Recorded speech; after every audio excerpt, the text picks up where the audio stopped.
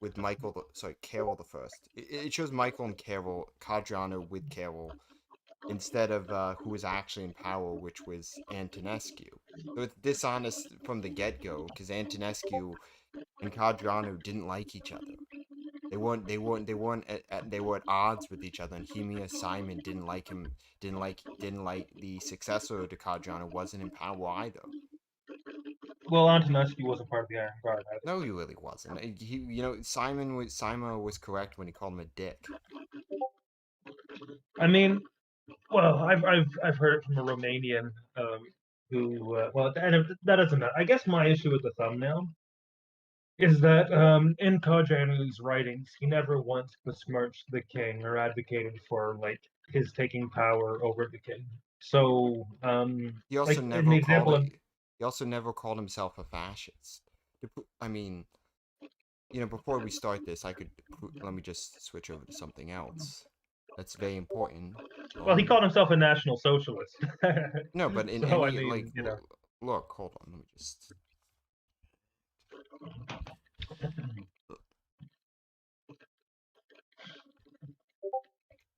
no, but yeah, like Codrianu, he was always very supportive of the monarchy and upheld the monarchy as like worth defending. I mean, he describes himself as a monarchist. The case with Mussolini was that he was Fascism. told to step down by King Victor Emmanuel, and Mussolini did flee to the north and he formed the Italian Social Republic. But Yeah. again, that's more due to the extended seas of war, and he was like I don't support him in doing that. In a way, that was almost a betrayal of the fascist principles he was espousing. But it was either that or basically like be killed or be given to the Allies as so Mussolini's situation is a little more nuanced per se, but I do think he did kind of the power of Victor Yeah. Emmanuel. Well. Yeah. I mean, hold on. I was just, and I really should figure out how to. Okay. Let me just switch that. No, I wasn't. I just. I really suck at using. Maybe the Zoomers have it correct with the whole Discord. Now here, but Mussolini lived in Romania. That's one of the mentions of fascism. Fascism. If people can see that, there you go. There's one of the mentions. That's the only. There's only 4 mentions of fascism in Former Leeches. This when he's referring to talking about Mussolini. This, which again he's also talking about Mussolini. This when he's discussing something related again Mussolini. This and where again the black shirts again Mussolini, dictatorship, etc. And there's never a single instance in his most important writing where Cadrano ever called himself a fascist. He never refers to himself as a fascist ever in For My Legionnaires. He refers to of fascism and talks about fascism, but he never particularly refers to fascism as a doctrine of something he actually agrees with. He always calls himself a monarchist. Well, It's and I think in this case, it's like fascism was Italy's thing, so no one really wanted to like that was seen as like Italy's kind of thing, right? Codriano, he had his own movement. The Germans had their own move. They were all kind of seen as like distinct per se. It's only in kind of the modern era where all those sort of authoritarian governments kind of get lumped together and defined as fascism. but fascism is not really particularly a right wing form of government. It's a synchronous form of government similar to distributism or libertarianism. It's neither left nor right. I mean, I have a very specific definition of fascism if you want to hear it. Fine, give me a definition. Like I see fascism more as a political technology than an ideology in of itself. Is the stream still on? The stream has ended. No, that I just ended this screen sharing. Oh, okay. So with so with fascism, it's like it's sort of like the body politics immune system acting up against a threat or some kind of danger, right? So in fascism, you saw like Mussolini, and he was able to mobilize like the nation and bring it together under himself for the threats they were facing. You see the same thing in Germany, explicitly with the threat of communism in Bavaria, but also from the Soviet Union as well. They needed to militarize and solidify themselves.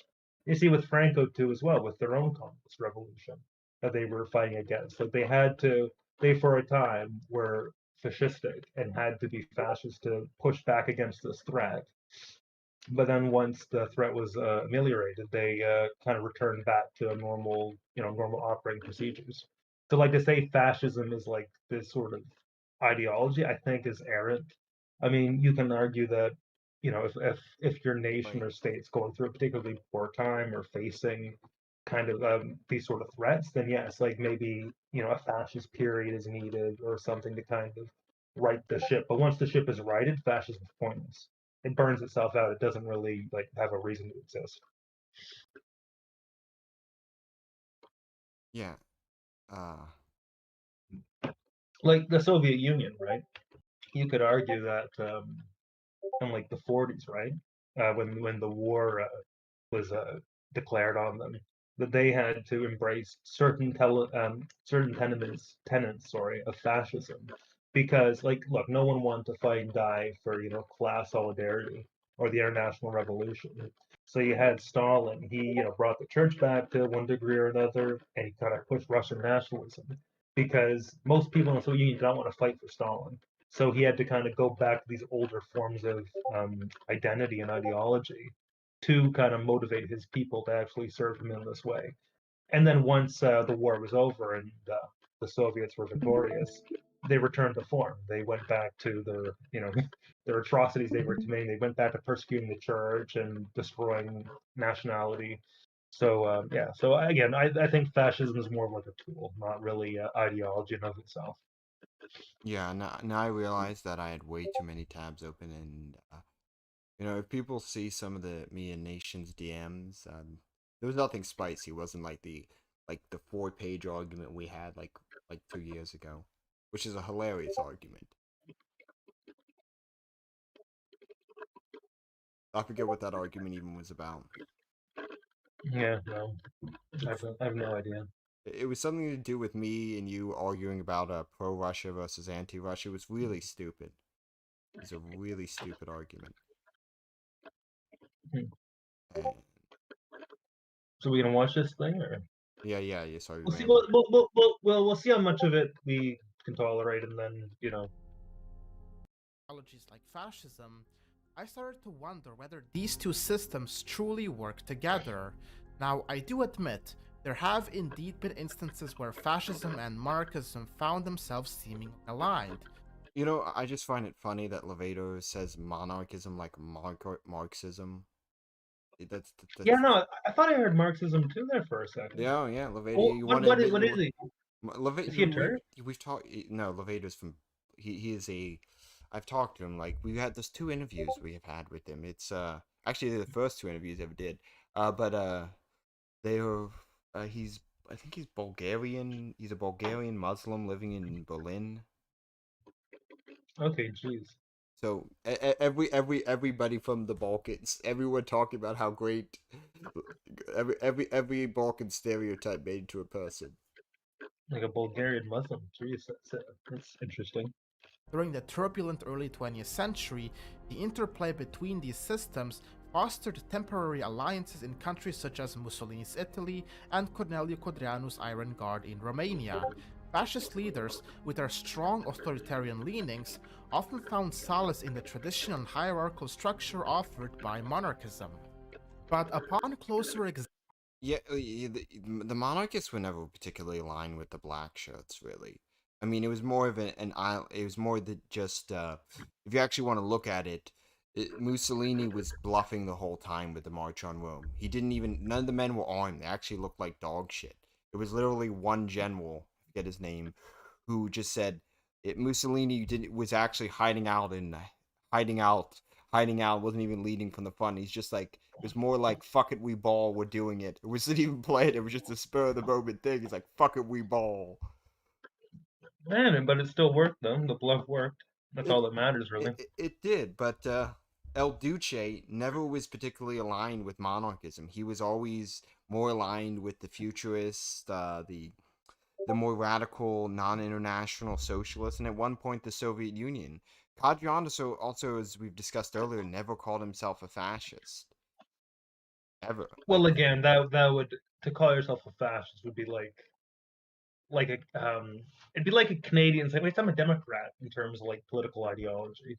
Like, it just wouldn't kind of make sense at the time. You wouldn't like call yourself, these kinds of things, because fascism was Italy's thing. Unless you weren't in it, like if you weren't Italian, you wouldn't use that term to describe yourself. I mean, to be fair, look, Mussolini was peak Italian, especially when you see how much the man gesticulates in all of his speeches, No, right, yeah. especially this one famous speech which is irrelevant to what we're currently discussing, but where he literally spins his hand around like a helicopter, complaining about Italian stereotypes. Like, yeah, complaining about Italian stereotypes when demonstrating to be the largest Italian stereotype who ever lived.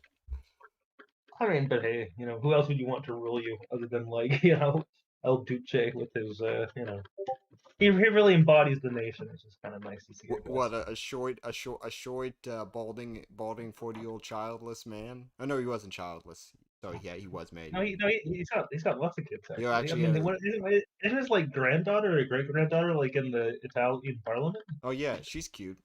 Yeah. She's actually very attractive, and his other great granddaughter had a pretty successful career singing Japanese city pop. I mean, hey, it's just cool. Like, imagine having that in your resume. Oh yeah, no, I'm like the great granddaughter of El Duce. That'd be cool. Well, Codriano was married before he had kids, so. No, I know. Sadly, we can't set. And all of Rockwell's kids turned into race mixing degenerates. And Pierce's kid is a shit lib. We have an issue with that on the modern right, is people's kids turning into idiots. I mean, the problem with Pierce was that he was fairly he was a terrible father. atheistic. Yeah, but I mean, this isn't about Pierce. Especially if you look at these two systems from their ideological groundworks, their compatibility would soon begin to slowly unravel. Fascism, with its emphasis on the supremacy of the nation and the absolute power of the state, clashes with the traditional values and limited powers traditionally associated with monarchy. In whose mind does the state not have absolute power in monarchy? That is completely under the odds. You see, I think what he's getting at, he's trying to say like, oh well, it's like the limited power. He's saying in terms of like a democratic or constitutional monarchy, where the monarch is essentially a figurehead. That seems to be what he's implying, right? So, like, do you see that or no? No, Levator is a semi-constitutional. Okay, see, I'm I'm an absolute monarchist, right? I thought you. I no, believe. No, wait. Hopper was there when we interviewed. Anyway, so like I essentially believe the monarch should be sovereign, right? And then from that standpoint, you could argue that fascism and monarchy would be incompatible, because if you have two people vying to be sovereign, only one can eventually win out, and one has to be subordinated to the other. I mean, I like what Avola said about Hitler, where he said that Hitler should have been the Bismarck to Germany's Kaiser. Like, Hitler shouldn't have been a ruler per se. I think it's the same thing of Mussolini too as well. Mussolini should have been, maybe I'm confusing the quote, but like Mussolini should have been the Bismarck to Victor Emmanuel, and the fact that he tried to supersede him in certain policy respects is what kind of led to his downfall. But that losing World War II. Well, I mean, Italy was not a position to fight World War II, really. Like, the Italians. The Italians did pretty well in some theaters of the war. What name a single theater that Germany didn't have to bail them out of? They invented modern frogman and underwater demolition tactics. But I mean, that's not enough to win. But that's neither here nor there. They committed they are responsible for the last successful cavalry charge in history on the Eastern Front. I mean, good for them on that, I guess. But I mean, look, the Soviets got themselves pushed back by a bunch of Italians on horses. One of which, the commanding officer, That's Shot. more of a testament to how bad the Soviets were than But how look, good the the Italians commanding were. officer shot his own horse in the head accidentally while charging into the Soviet lines. That's how Wait, the impact. Italian? Yeah, yeah. He got too excited. He actually discharged his revolver into the face of his horse. Mamma mia! Like, Oh boy. but no, he Yeah, survived. He survived that you're engage. not making He you're not survived making the the Italians engagement, sound and good. the horse, kept fighting until horses will keep running until until they realize that, oh, I'm dead. It's a one animal that would do that.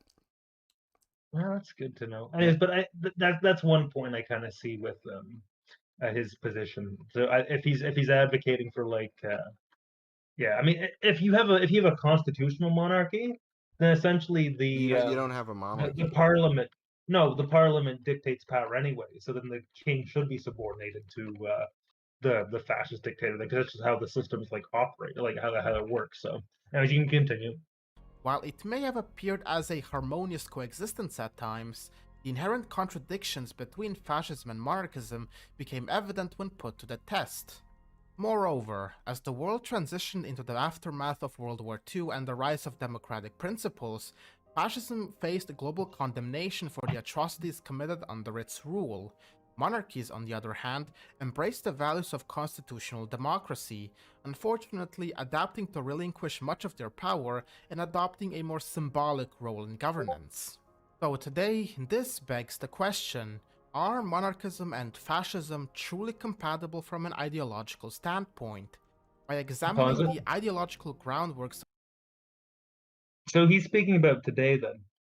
Yeah, but even when they were still in power, they didn't actually give up any power. Queen Elizabeth II still had just as much power as they don't. They just don't use it. This is actually a myth. Like, they didn't actually give up most of the power. Most of the power is still there. They just don't use it.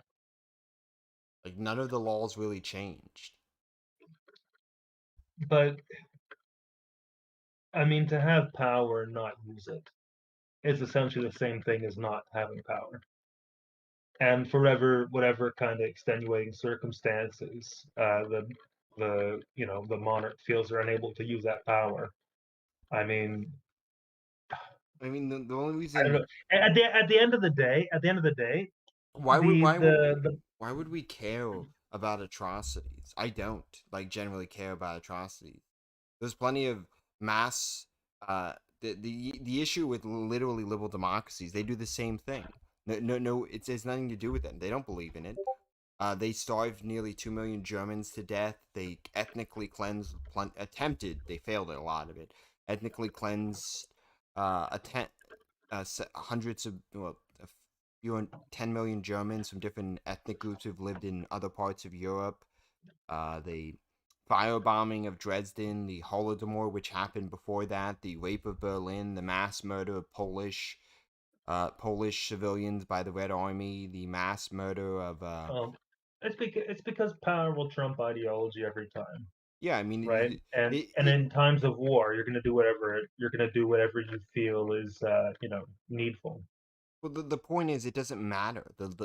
The modern Democrat will lie about what they did during World War II. We Well, committed it's because we war is won. a pre-modern no, but war is like a pre-modern like fact of human existence, right? You might try to justify it with liberal principles and this and that, but when like the rubber hits the road, it's this sort of like primordial, eternal kind of thing, right? And that's when kind of all these nascent aspects of our nature come out, right? And when you're in a war, you do practically anything to win. You can't democratize war. You can't apply socialistic principles to war. When it comes to war, it's the most right wing thing imaginable because it's literally a Darwinian struggle for life and death. So, I'm not saying that war is good or that you have to like it, obviously, because not really a fan of war myself. But Uh, like again, at the end of the day, yes, I know war has utility, but I'm not gonna like say I desire war. Anyways, like I know it can lead to some positive developments, but even still, I would question the value of those developments, especially when there's so much lost in war. I mean, look at the First World War, for example. People might try to claim, oh no, we saved the world from the Kaiser and this and that, but I mean, the cost was not worth it, obviously, especially as a monarchist. But we did it again. I know. It's I know. yeah. I mean, there's this weird idea in monarchist circles where people are too ashamed. Like besides the aristocratic utensil, he doesn't care, and I don't either, which is the one thing we agree on. But besides geopolitics, but geopolitics have come to the realization of after interacting with Eastern Europeans online. I'm like, God damn, I find you people annoying. There's like I used to be a lot more pro Ukraine, but the more I had to interact with both sides of that conflict, it's like you both of you just kill each other, I'm gonna laugh at you. You can kill each other. Like you people are literally just making shit up in your history. Eastern Europe. of fascism and monarchism, I have come to the conclusion that these two systems, despite having coexisted at some points in history, are largely opposed to one another, and in this video I will be showing why. Pause it for a second. Yeah. If I wanted to, I could make a stinking video saying, "Oh yeah, no, it turns out that monarchy and democracy can't coexist, and here's a list of all these constitutional monarchies and why they don't work." Like you do the exact same thing. I mean, ultimately, what he's trying to say is that, like, he's trying to say that power does not broach any competition, which is true. You can't divide power. There has to be only a single sovereign, be that in the form of like a parliament or in the form of like a monarch. It doesn't matter if you have a fascistic dictator and a king, or you have an elected prime minister, a president, and a king. It's always going to matter. Like at some point, the buck is going to stop with someone, and whoever takes responsibility is the one who is sovereign, right? Mussolini, he was tortured and killed, right, for his things, and then Victor Emmanuel got off scot-free. Now, mind you, they voted the monarchy out of existence, but in terms of who actually had power in that situation, it was Mussolini. So, I mean, if that's all he's going to try, like, I think he's trying to make this like big ideological thing where, oh, well, you should be a democratic monarch because it works really well or whatever. But like at the end of the day, like there's only going to be one sovereign institution. The issue with people like Levada and really monarchists in general is that the only really true form of monarchism is absolutism or semi-absolutism. Sure. The parliament should always be told, yeah, piss off. Should also be able to be told to piss off, because the parliament will always side with the moneyed elite, and the monarch is always at war with the international banker class or capitalist class or the merchant class, because the monarch doesn't derive his power from the merchant class. He derives his power directly from his subjects. I mean, the ruin of many a monarchy has been because you see the monarch kind of going into bed with the money class. I mean, that's kind of like Poland's history, for example. I mean, the point is, though, right? No, second a monarch No, I'm himself... going to push back on the whole Poland thing. I'm sorry for interrupting you. Now, I spend too much time on Canadians. I just apologize now. Like, I should be an American and not apologize at all. But Poland's issue, and the reason Poland has always found itself at the back foot of Russia, is because Poland's entire existence, and this might piss off the Polish, is being the dogs of the Vatican. That's it. They're the attack dogs of the Vatican. At one point, one Polish... I'm talking of Poland while it's still like Congress Poland and the Polish-Lithuanian Commonwealth. They have no sympathy for Poland. Used to be the bully of Eastern and Central Europe. Yes, Poland used to be massively powerful. They get what they deserve. Like, I'm not... we're now... This is, this podcast now officially an anti-Polish podcast. 4th, 10th partition of Poland. Look, I've been to Polish churches. The thing is, right, I like Poles as people. I like many aspects of their history, but it's like my view of Poland is similar to my view of like Croatia. They've just in the past they've been too belligerent and they've done things that's like, well, like, yes, Poland should exist, these countries should exist, but like I don't see them as like friends. The friend enemy distinction. I'm the opposite. Poland should not exist. It should be divided amongst Germany, Ukraine, and Russia, and Romania. Yeah, I would say Poland is more of a Well, if you want to, yeah, but no one Okay, ever described themselves as Kiev and Rus. why it That's just sounds like cool. a Sounds name cool. later historians gave to that territory.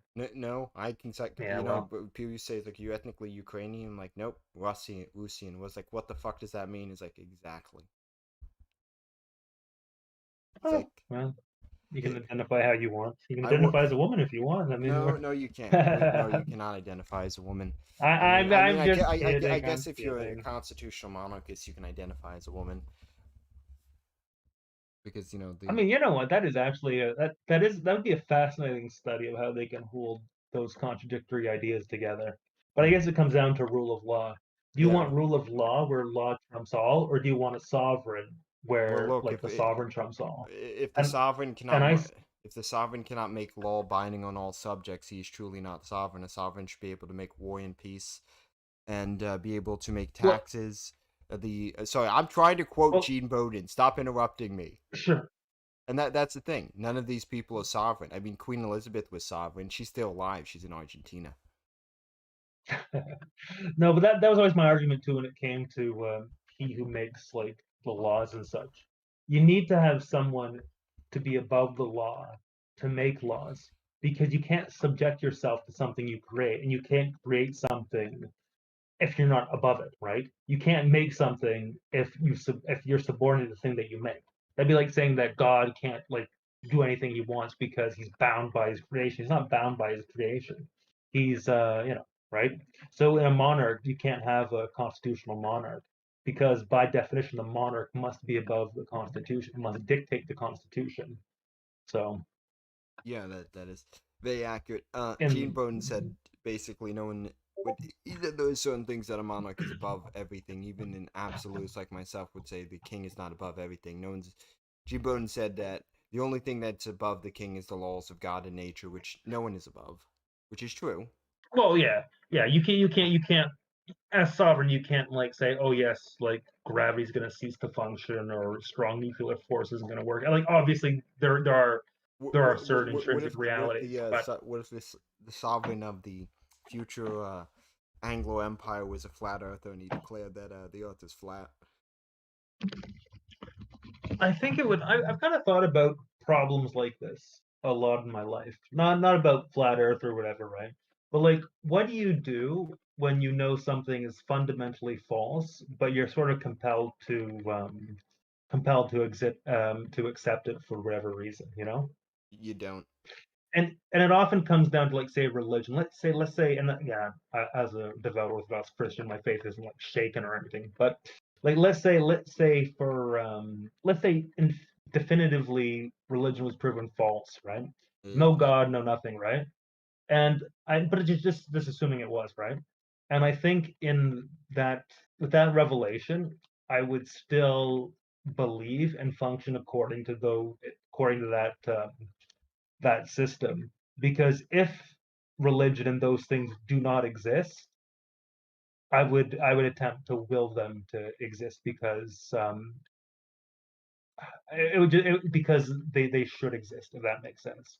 So anyway, that's how I see those kinds of like kind of things. So if a monarch, Nation, I always feel like this podcast, like I'm just saying off the wall things and you're just trying to make a good point. I try to tie it all together and harmonize the best I can. Yeah. See, I've always said everyone that I always said that you're more well spoken than I am. Which I like to be fair, Yeah. like I fully can do that thing. I can do it too. It's just I prefer more. I'm more the in your face right wing. I'm like, you're Yeah. gay. More I along. know what you want. We don't want it to be a snooze fest. I mean, I know you want to keep it light too, Well, because these topics can get pretty heavy. So it's nice to have a bit of levity. yeah. I mean, it's like what the dictator of Belarus said to the I think it was the president of France. I forget who they said to. It's like it's better to be a dictator than gay. He called Macron a homo. Like it's like I it's mean, like and to be fair, I'd rather be dictator than gay. Like if given the option, it's like, well, yes, I will be a dictator. Thank you. it's like you're a dictator. You're a homo. Gay. Yeah. We need to bring that back. Just call it like it's like you need to respect the LGBT. It's like nah, bag. Uh, You know, If we take a closer look at the fascist countries and movements of the early 20th century, we'll discover a common thread among all these states and movements. They all placed great emphasis on building a strong image around their leader, like a cult of personality. Now, you might wonder, what makes a cult of personality such a significant element within the fascist ideology? There are three main reasons why a cult of personality is so fundamental to fascism. Number one, it can be used to mobilize the masses. A cult of personality and a strong popular ruler are essential tools for mobilizing the masses under a fascist regime. By promoting a charismatic leader as the embodiment of the nation, fascists create an emotional attachment and a Pause. sense of unity. That's every form of government, though. Like every, democratic, fascist, what communist, doesn't matter. Everyone engages in a bit of leader worship or leader veneration because that's how you sell the ideas. You put up Trump, he sells the Republican ideas. You put up Kamala Harris or Biden, and they become the face of the ideology. So that's not really much of a point. Like, yes, when you when you're doing politics, you identify the person leading the movement as the embodiment of politics. Doesn't matter. I mean, one of the issues I see is Levator will not stop being intellectually dishonest because he showed a picture of that. Now I forgot that guy's name. It's a very hard name to pronounce. Joan Antonio Prima de Rivera and the Phalanges.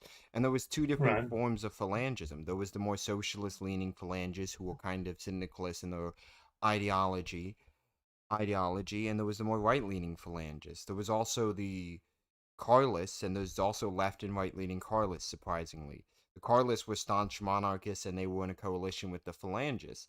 And the thing with Prima de Rivera is no one who actually supports Franco really likes Rivera. The people who like Rivera are the people who scream that Franco wasn't a socialist enough, and the crybaby revisionists who don't like Franco for being a staunch right winger and telling a lot of the phalangists to get bent and that we can't wage war. Yeah. We don't have the tools to wage war. It'd be really difficult and be a strain on our economy. And the thing is, though, is that it's funny how he says Prima de Rivera, but the Rivera's murder and the subsequent attacks on the right is what spurred the right on into action in Spain and led to the destruction of the left in Spain. It was Franco who led the charge and used Rivera as a rallying point. But Rivera was perfectly willing to work with the monarchists and form a broad coalition front. Like, what is this problem monarchists have with forming a coalition with fascists? Like, fascists, we don't fully agree on everything, but we can at least agree that we can deal with the modern leftists and the liberal Democrats. I mean, it comes down to theory spiraling at the end of the day.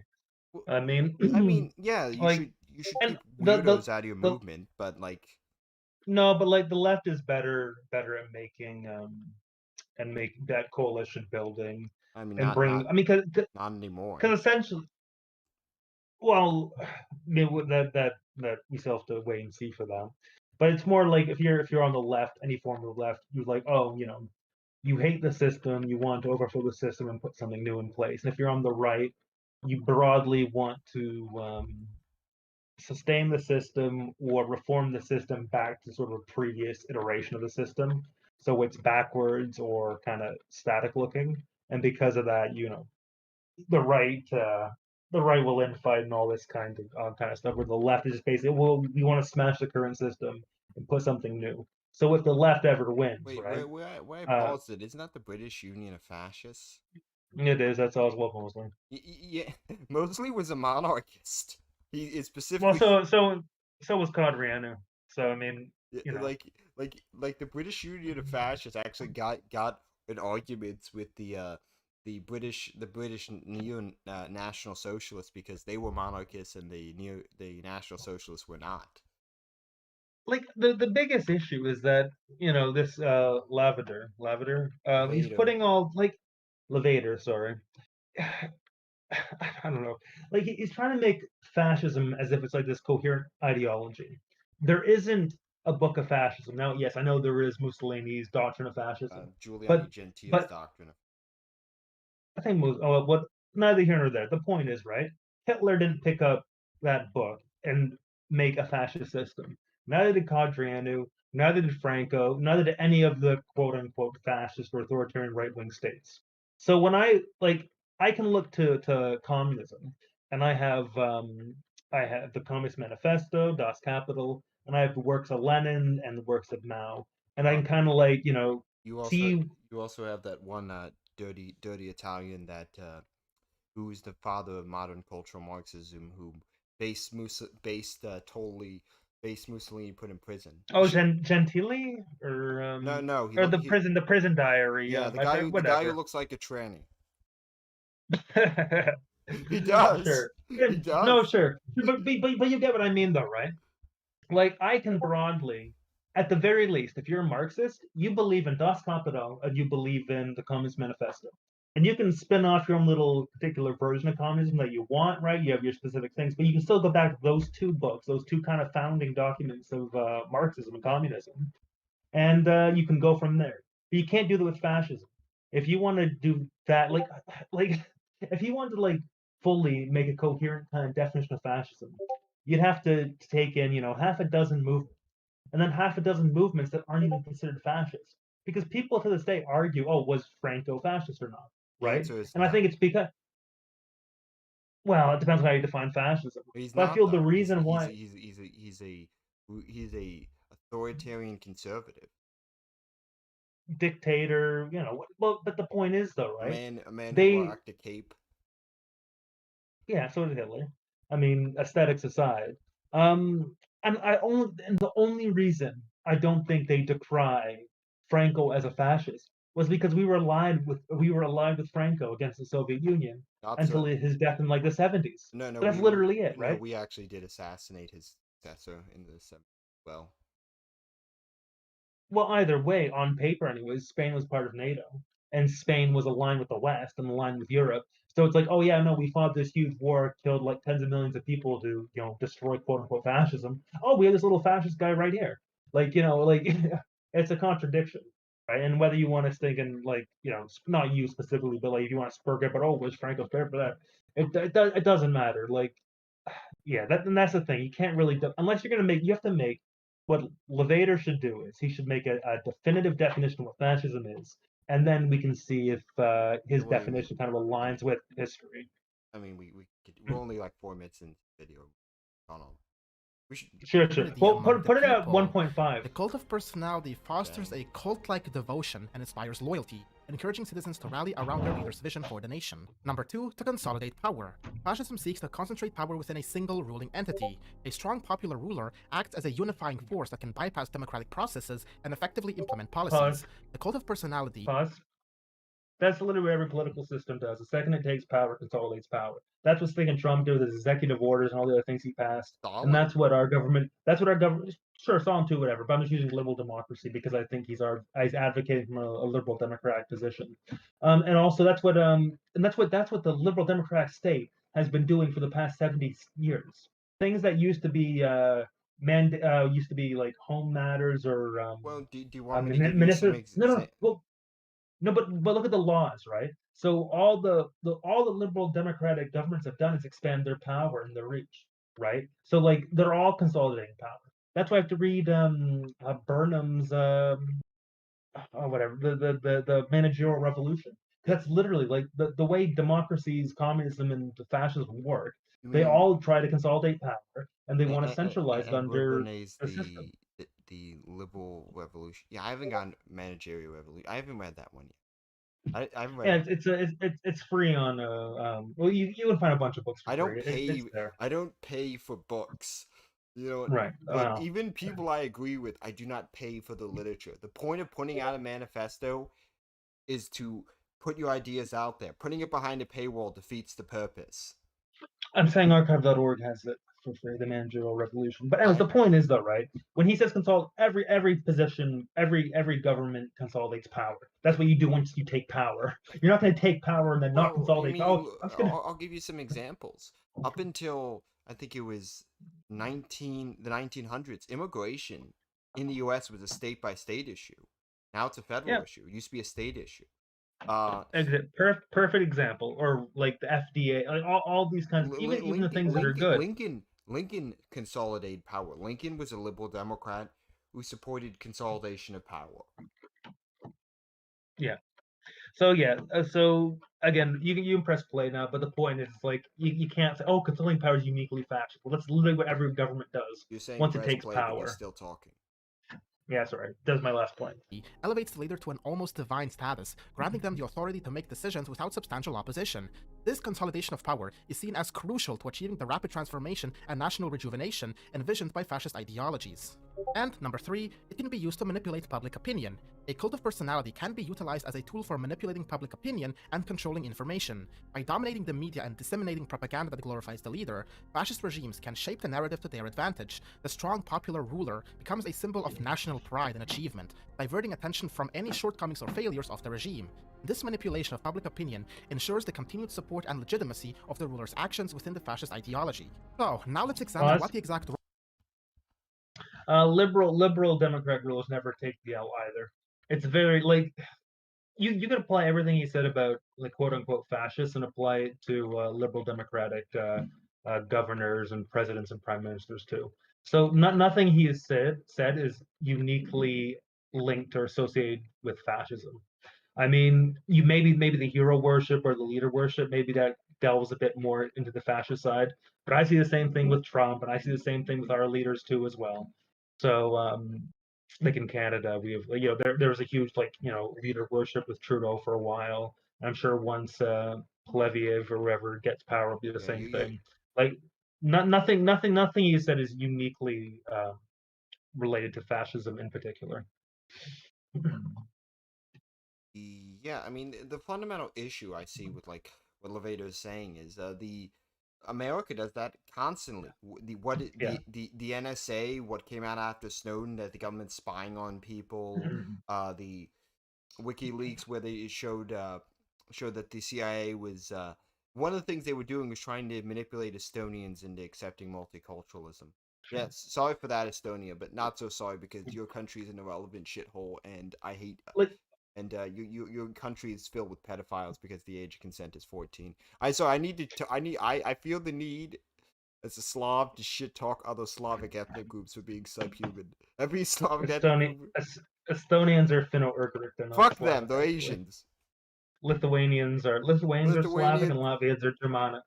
no But Lithuanian. I was Yeah, yeah, go on. but the point is, before I'm gonna get off on it, I'll keep myself focused on the what I'm saying is that the United States literally does this. Look at 2020 when it comes to the election of Donald J. Trump. They literally squashed the Hunter Biden laptop story as Russian disinformation when it was 100% true. That is manipulation of public opinion. Look at basically any of the CIA leaks where it showed that they were going to push homosexuality, abortion, and a bunch of other things to control the population. Look at what happened during our involvement in World War II, where we literally were jailing people like Father Coughlin before we were involved in the war. You could go back even farther with the Alien Sedition Act in World War One, where we were literally arresting people for opposing our involvement in World War One. And you could go even farther, I where mean, Lincoln was jailing journalists and literally putting people in prison for calling him a psychotic weirdo because he never had broad popular support. Every system, no matter what, besides monarchism, wants complete control. This essential thing to micromanage everyone's lives is a much more prevalent in liberal systems and communist systems than it is in fascist systems. I mean, if you actually read accounts of what was going on in Nazi Germany, fascist Italy, Romania, it was pretty normal. I mean, the day-to-day life was pretty normal. A lot of it is just exaggerated Allied war propaganda. You live in Canada, for an example. There was Canadian churches that were being forced to let faggots march in the parades. Sorry, you can. All I'm gonna say is that, like, I'm not here necessarily to carry water for, like, fascism broadly speaking, but, like, again, like, the complaints that he's making against fascism I would make against liberal democracy, and to the degree that they're true about fascism, I make the same complaints. But I mean, I don't kind of know why. Like, basically, like what he's trying to get at is that power does not broach competition, and if you have a king, or if you have a monarch, well, the monarch has to be sovereign. But it's because he's trying to kind of mealy mouth his way around sort of a constitutional monarchy. How do you balance that? Like he's basically trying to balance three systems. He's trying to balance liberal democracy with monarchy and fascism all together in one thing. So if like that's how you define monarchy and your ideal political system, of course there's going to be issues because they don't like you're trying to balance three powers instead of even two at that point. So I mean, that's kind of that's my my takeaway kind of so far in the video. But you can press play now. The role of a monarch is, and there are two main reasons why it is important for a monarch to be a strong public figure. Number one, they are the head of state, whether symbolic or non-symbolic. In a monarchy, whether absolute or constitutional, the monarch serves as the head of state, representing the nation's history, traditions, and values. As a powerful and strong public figure, the monarch can inspire national unity, foster a sense of identity, and provide stability to the country. Their presence and influence can help instill confidence and pride among the citizens, especially during times of crisis or significant national events. A strong monarch who commands respect and admiration can effectively promote national cohesion and contribute to the overall well-being of the monarchy.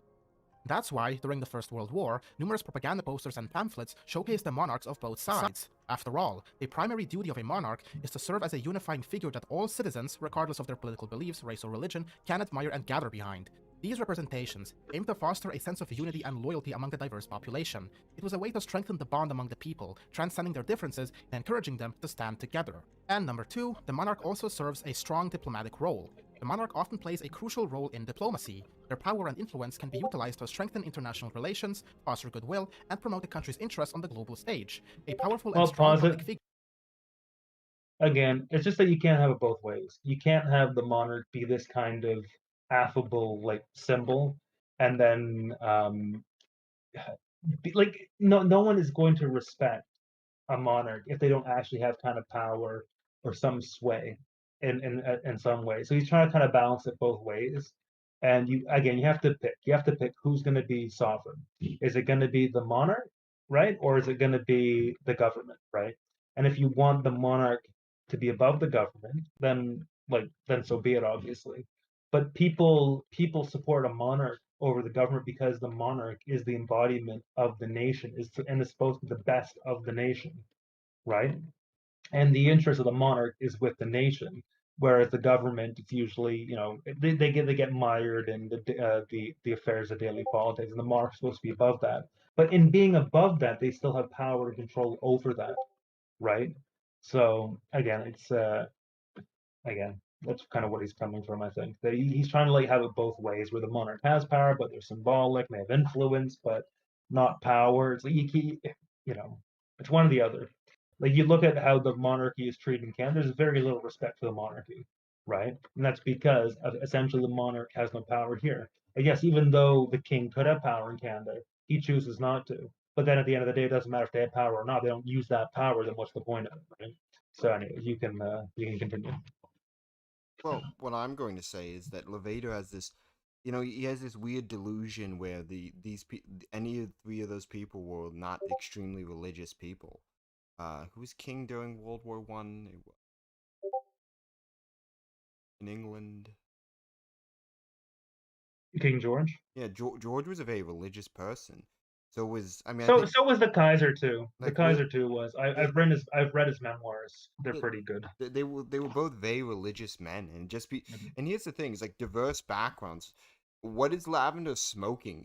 England at that point was like 99% Well, English. the Empire. So that includes India and stuff Those as are well. subject realms. Those aren't core realms. Those are outer colonies. No Englishman in the during World War One would call an Indian a Brit.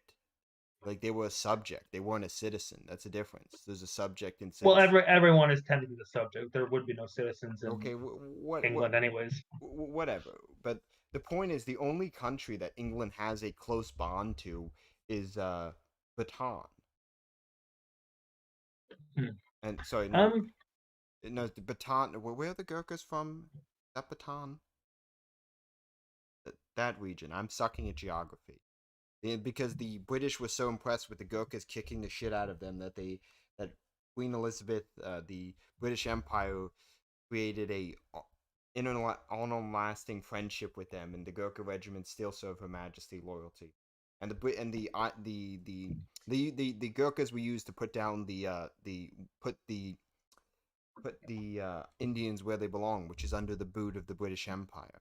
This is the difference: is that there was different classes of people in England, and there's nothing wrong with that. The Indians were below the British, the average Brit, and even in Germany, your average German was above all of those subject realms.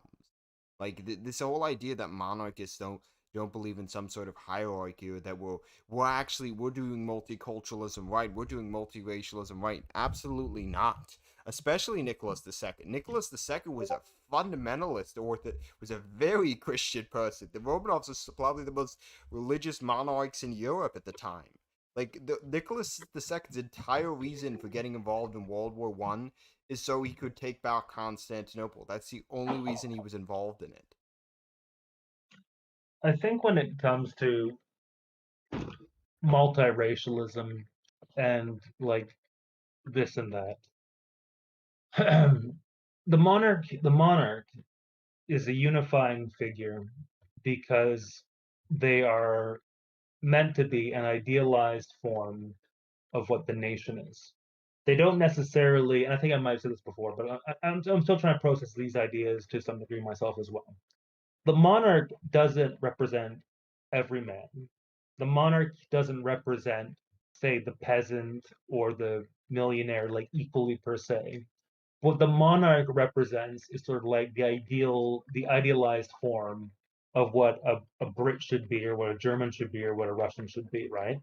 And it's a figure that it doesn't matter what position in life you are, you can look up to and say, I want to be like them.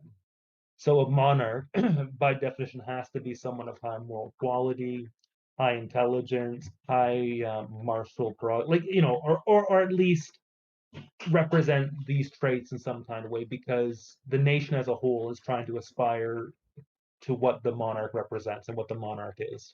And I think that's why the monarch is a unifying figure, I mean because it's someone who you want to impress and be likened to.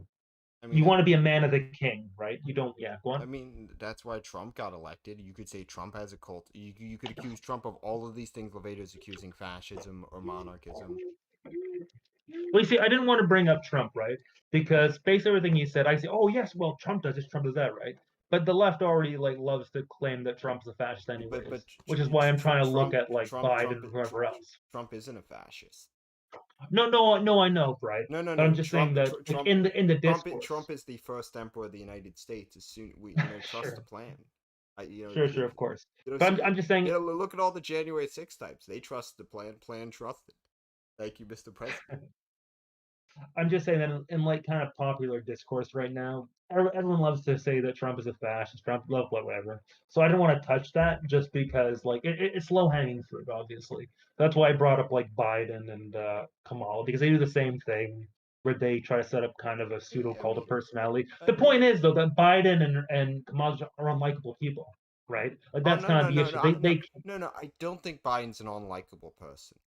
I think Biden's a perfectly likable person. He runs on politics he doesn't believe in. I think Biden is legitimately senile. I'm sure Biden seems like a fun guy to hang out with.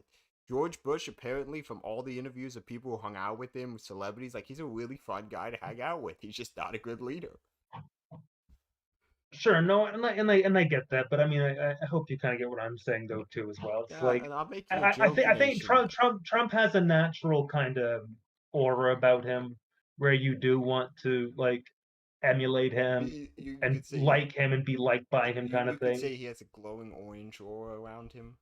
A glowing orange aura. He has a magnetism, I guess, right? You could say. Well, he does. I mean, you can see people always Eric Trump 2028. I'm like, no, nah, Barron for future dictator of America. Sure. But that's just the point, though. Yeah, you can't say, oh, because a character has a gravity that makes them fascist. I mean, Trudeau had a gravity around him, which is why some people liked him initially. Justin Trudeau. Again, I never liked him, obviously, but like you can see that he did have like he had a gravity that appealed to a particular type of people, and that's why he saw the successes he has. That middle-aged childless cat ladies, soccer moms that his boyish Yep. charms And made hey, their and hey, downstairs like busy. that's why I don't support democracy in one. And for right, I don't think those types of people should be dictating how the nation is ruled over. But again, neither here nor there. But yes, he did. I don't know. I was walking down. Let me give you an example. I was walking down the road yesterday, and I saw someone legitimately um, walk with got walk directly into a down power line, and they didn't die, but they got a bit of a zap. I was like, I'd like this person has the same democratic rights as me. No, that's retarded. And if you can't figure out, don't stick your hand on a hot stove or something along those lines. It's like the idea that you have to put a label on something that says "Do not stick your hand here." Like we have to have laws because of that, because those people legitimately, if you stick your hand next to a really powerful saw, it will remove your hand. Yeah, well, so what can you do? Figure I can mean, represent the nation through a state. I would say that's also a byproduct of democracy, where everything kind of gets like structured around the lowest common denominator. But anyways, you can press play now. Visits, official ceremonies, and international summits, projecting an image of authority and gravitas. The monarch's involvement in diplomacy can enhance the nation's reputation, attract foreign investments, and open doors for economic and cultural exchanges. They can act as a Pause. unifying figurehead who transcends. You could also send like Billie Eilish do the same thing though. Yeah. Right? Or some other celebrity, right? So, anyways, nothing they have said is unique to monarchs. They just send I don't know who's a famous person who's a I don't know much about pop culture in America or whatever. I was gonna say like Bob Dylan. Like say, you said Bob Dylan to like be like to schmooze with someone, or send Kanye West right to like some African country to like be chill with them. Oh no, well, that's what America. Dennis Rodman can go to North Korea, right? It's like like for all yeah, like Yeah, yeah, I'm all. it's not a good. It's not a good argument. I mean, but to be fair, I fully No. support Dennis Rodman being our ambassador to North Korea. I mean, it's Sure, hilarious. yeah. But yeah, I mean, here's an example. Walt Disney had a massive amount of influence on modern anime. That's a massive amount of influence. He's not a monarch. He is a Right. businessman and an animator and a writer. Yeah. Uh, It's maybe it's because Levator, I don't know, like I don't know how Muslims view monarchy, but like, it's just completely devoid of anything kind of substantive, really. It's very like secularized. And my arguments for monarchy, like which is they funny don't because they don't they don't Levator isn't a sorry. second is a Muslim is a who says when I talked to him he said he did go to Mosque. yeah, so But like this nigga should make like a video on like Islamic monarchy he then. does Like have I'd watch videos. that'd be kind of cool. He does have He videos does? on the Okay, well that's interesting. Like talk about like the caliphate or reestablishing the caliphate under like the successors of Muhammad or something. but And like what does that monarchy mean in Islam? Like oh that'd be cool. Like that's the real issue with European Muslims is that they're completely at odds with the rest of the countries around them because again they practice the faith of an invading power and no one likes them because of it. yeah, but I mean, like I'm a sticking monarchist and no one likes me, but I still like defend monarchy and stuff. Like, I don't do what I do for friends. Like I do what I do because it's like, true. So I don't know. And if he's a Muslim, he should have that much like self-respect and belief in his own values that he should espouse for that. Like Well, I don't know. that's the issue with Bosnians and Albanians. Like Albanians will hold up like pictures of Skanderbeg. It's like Skanderbeg wouldn't piss in your face.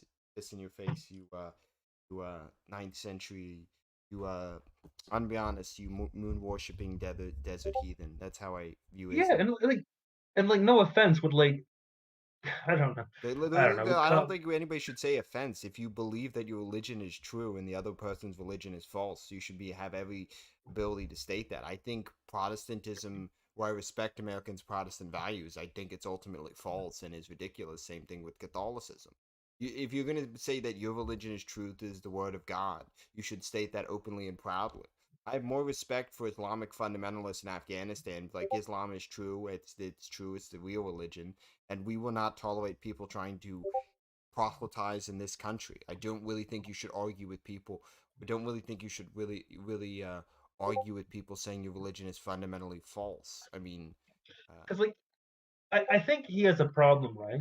Because the monarch, I mean, well, I don't know how he would like frame it per se, but if he's trying to say, okay, well, the monarch is meant to be both secular, a ruler, and religious leader, so like the caliph, right? Then he would say like, okay, well, yes, you can't have like a fascistic kind of inclin. It's just weird. It's weird for a Muslim who's a believing Muslim to come after like fascism and Western Christian style monarchy, because it's like I feel like the arguments he should be making, as informed by his Islamic faith, should be totally different than these kind of standard like liberal cut kind of but he arguments. is a supporter of Western style monarchy. The issue I see with Levator and his, I think his ideological blind spot is his Islamic worldview of Muslims wouldn't really be tolerated in a truly monarchical Europe. They wouldn't. They would be driven No, out of Europe 100%. yeah, Europe's destiny is Christendom. That's the fundamental issue. It's like so like an right, Albanian like monarchist would have to be like a either an Orthodox Christian or a very reactionary Catholic and want Islam removed from Albania because Albania's culture is not is inherently a Christian culture. If you look at it, it says no real influence. The Turks yeah. screwed up Albania for doing more damage to the Albanian culture, and the same thing with the Bulgarian culture. The true culture of Bulgaria is Orthodox Christianity. Are they Catholic? Wait, are Bulgarians Catholic? They're No, complete. they're Orthodox. Bulgaria is like what I kind of laughed or I thought it was funny when you said Levator was a Muslim because I think like Bulgaria is No, like so what he's 90% Bosnian. Christian. Bosnian. I Oh, always get those well, two confused. you get Bulgarian. Oh man, Bulgarians Dude, they are they're both ethnically sound a Turkish similar. people, but They they're but Slavophobes. So like Bulgaria is basically 100% culturally Slavic, but they're ethnically Turkish because they were Mongols. They all converted and everything. you mean ethnically Greek? Bulgarian? No, they're like they came from Turks aren't a real ethnic group. Turkmen are. well they came past the Urals, so they're like a Turkic people. I know modern Turks are all primarily ethnically Greek, but like they actually like come from like You, past the Urals. you So know, no. Now we're getting into pointless racialism. oh no okay no you should well it's not pointless, but anyways the point is so I think that there are inherent contradictions in his worldview and what he's espousing. He's a Muslim, but he's kind of espousing liberal democratic values that any real Muslim should be totally opposed to. If he wanted to be consistent, he should look to like Saudi Arabia or the UAE or the other one, not Libya. Iran. Sure.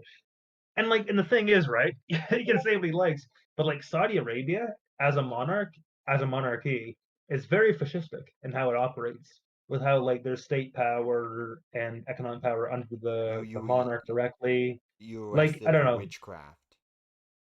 You cannot Hmm? practice witchcraft in Saudi Arabia. You will be Right? arrested. Yeah. So I don't know. But anyways, he Witches can go on. based. I support arresting witches.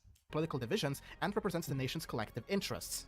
One could argue that the monarch also possesses a certain level of cult of personality, although it is considerably milder compared to the extreme manifestations seen in fascism, particularly within the context of a constitutional monarchy.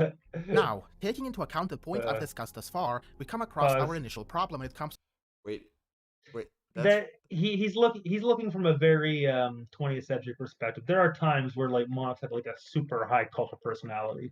Like I like anyways, like you ever read seen the Quran. read what people say about blessed Saint Charles. But even like past monarchs too as well through the whole history. Like there have been people who've been pretty devoted to their monarch who call that you would say cultish. Who was the king of Poland during the second siege of Vienna? Was it it wasn't Big Casimir. I'm not super up to date with Polish stuff because it has traditionally hasn't interested me. But Yeah, those are massive cults of personality. You ever seen like the yeah, depictions of Peter the Great? Like literally, those are cults of yeah, personality around Peter the Great. Alexander's the king of cults of personality. He literally declared himself yeah. a little descendant of the gods. I mean, this isn't even like if you go to Yeah, Asia. we've literally worshipped gods, or we've literally worshipped monarchs as gods. So it's like, The, or descendants of gods, anyways. So it's like, yeah, I don't the know. emperor of Japan is literally the son descendant of the Sun King. The son, Amaterasu, Amon. Amasuru. Yeah, they are literally considered descendants Yeah. of gods and are the head of. Well, he denounced that. But That's your point lame. your point is That's your very point is true. that's very very lame. You were the emperor. He Yeah, and what about yeah, hey Levator, talk about what about Japan? Because Japan was kind of fascist too, right, under Tito, and the military Tito. rule. You Like, is mean that? Tito is Yugoslavia? You rat. Oh, am I thinking Toto? Toto. Who's it? Toto. Toto. No. Toto. Oh, Nick, you're gonna be heck for calling him Tito, and it's like, come on, give me a break. That's an easy mistake to make. No, it's not. Anyways, but the point is though, right? What about Japan? Why are you just talking? This is classic. Why monarchism and fascism are incompatible? What about Japan though? Because this is literally the time period, right? Why is it just Europe? Anyways, Oh, interesting. I mean, not even just King Zog. Literally, it's literally spelled that had a massive I cult. know, I know, it's hilarious. King Like, Zog. uh, Like this is Zionist occupied government. yeah. Like, as I said, I'll tell you why monarchy and fascism are incompatible. It's because you can only have a single sovereign. And if you have like a fascist dictator who wants to be sovereign, there's going to, by necessity, be a clash between the two, and only one can win out, and one will have to be subordinated. Now, if you consider fascism less of a political system in of itself and a way for a government to survive or a nation to survive during times of trouble, well, then yes, you can have like a monarch act as a fascist. I mean, like we've seen that in history too. Like when King Henry VIII in England, he wiped out all the Catholics. He did that because he saw Catholics as a threat to his power base, and he engaged in actions that pretty underhanded and like barbaric to accomplish his kind of will that way. And if you want to call that like a Well, fascistic thing, you can. look at But Charles but the it just First. becomes yeah Charles yeah. the First had a It, ju- massive cult of personality around him.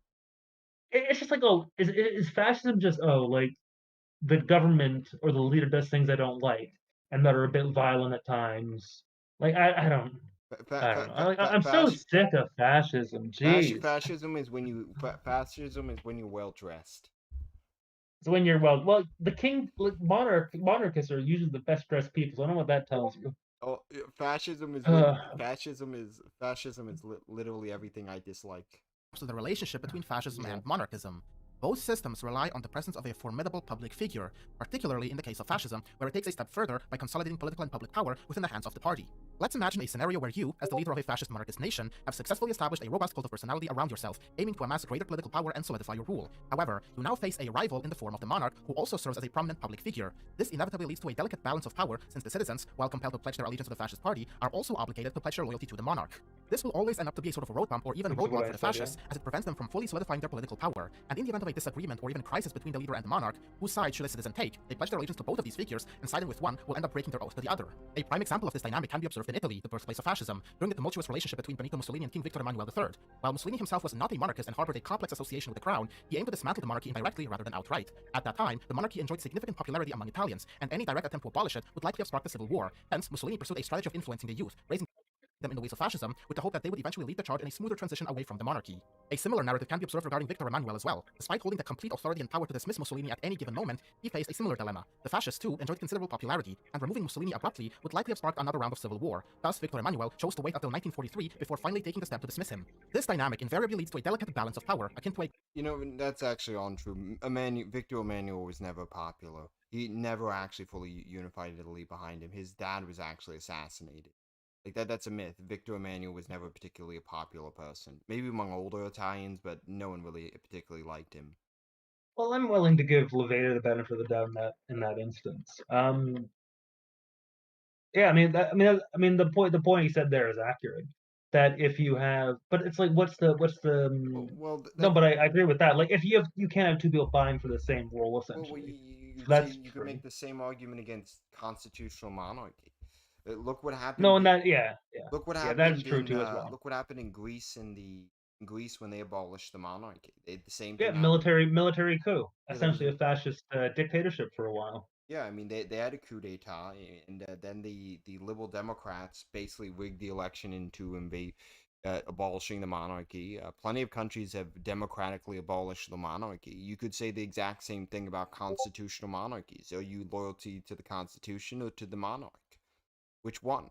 It's a very stupid point. It's a very god awful point. And also, here's the idea. Yeah. I think there's this myth of monarchy that monarchists don't seem to accept, is that sometimes certain houses have forfeited the right to rule because they were completely bad at their jobs. I mean, Gene Bowden makes this point that you can have a success if you have several very good kings and you build great roots of your house. The same thing with building anything. You need a good foundation. But if your roots and your foundation are shit, then the monarch will be overthrown. If you are followed up by a really good king, by a god awful king, you're going to have a very short dynasty. That is actually what happened to Justinian II's descendants. And I'm gonna just say this: Mussolini should have just fully just had Victor Emmanuel shot and declared himself king of Italy. He is the one who dealt with the socialists. Victor Emmanuel wasn't doing shit. He was literally letting them run rampant all over Italy and murdered his father. Did nothing. The Victor Emmanuel, the House of Emmanuel is completely innate capable of ruling Italy. They sucked at it. They were awful. They never really unified Italy behind them. I mean, the same thing with the Iron Guard. The Iron Guard, Codriano was much more along the lines of someone who should be king of Romania than either Christian II or Michael I. They were both god awful and capable of being in charge.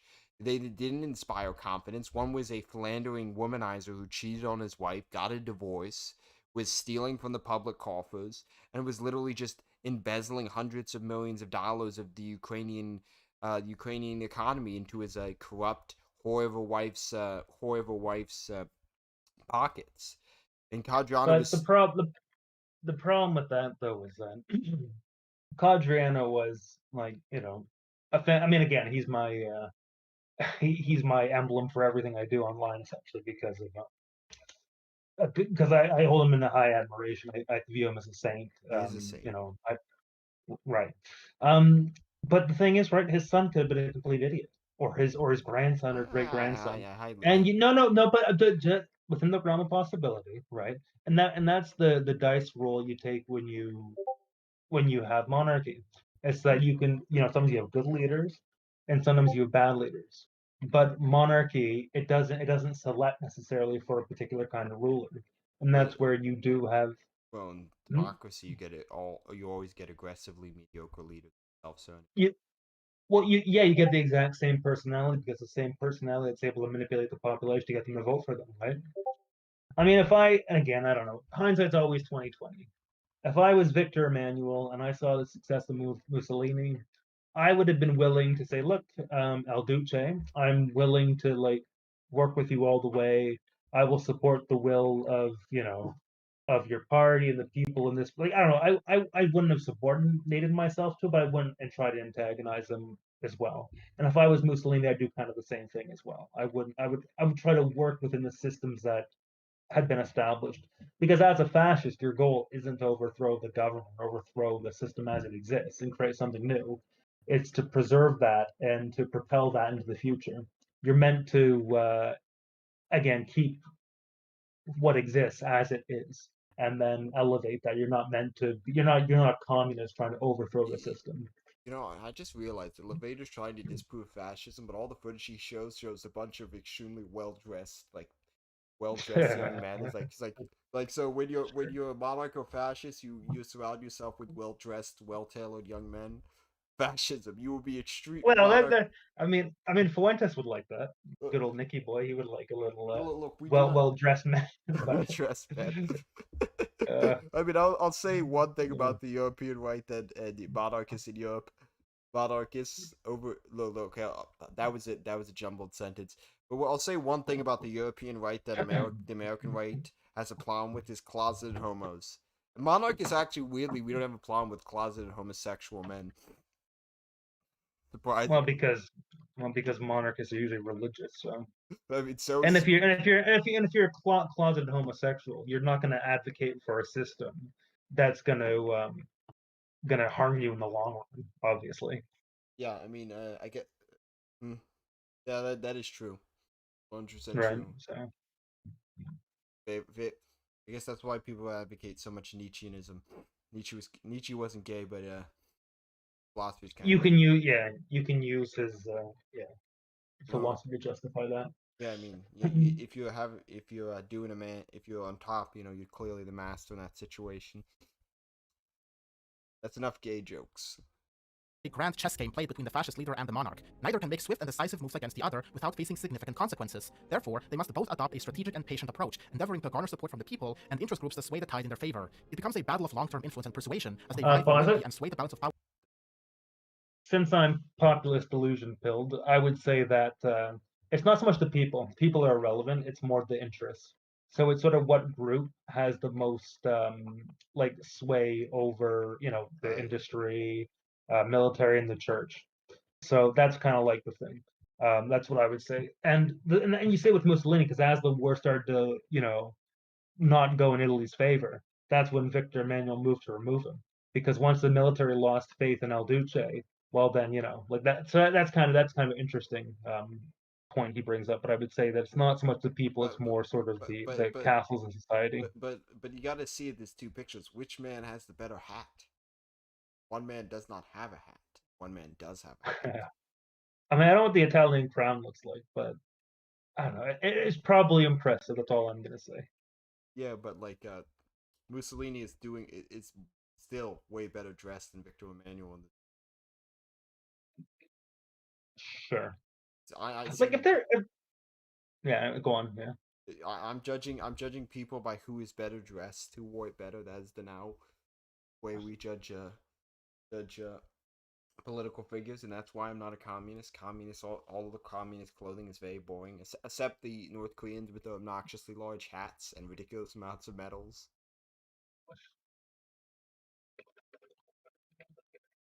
But yeah, Go on. you could say that about any system of government, really. I mean, there's a power play between people. You could say that the nobility the monarchs and the merchant class, the monarchs and other And monarchs. look at America right now, right? Yeah, We've seen a type of transition of power from kind of like the left multiracial wing. the multiracial Buddhas versus who white heritage American majority. Yeah, that's really No, but like no, but look who Trump's budding with.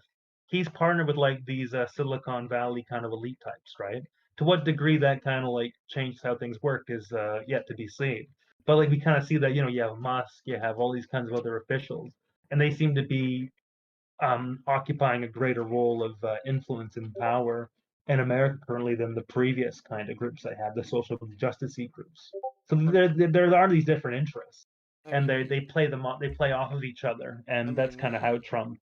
I mean that's just Machiavellianism. That's just what Machiavelli said.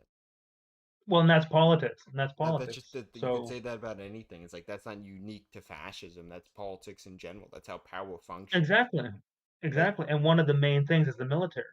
That's yeah. like the central thing. And the people, like to what he was saying, yes, the people are a group that you do want to bring on side, but they're kind of the least powerful because a small minority is always going to overpower an But unorganized majority.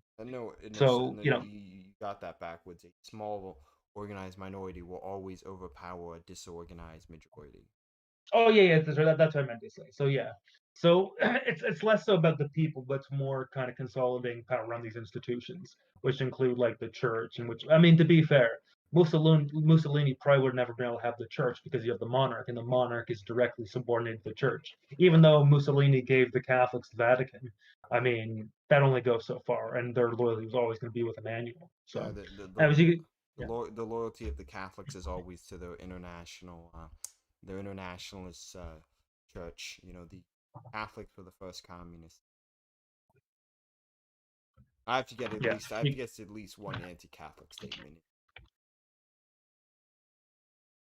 I you can press play. yeah, I mean I'll say I'm not fond of Catholics, especially Catholics.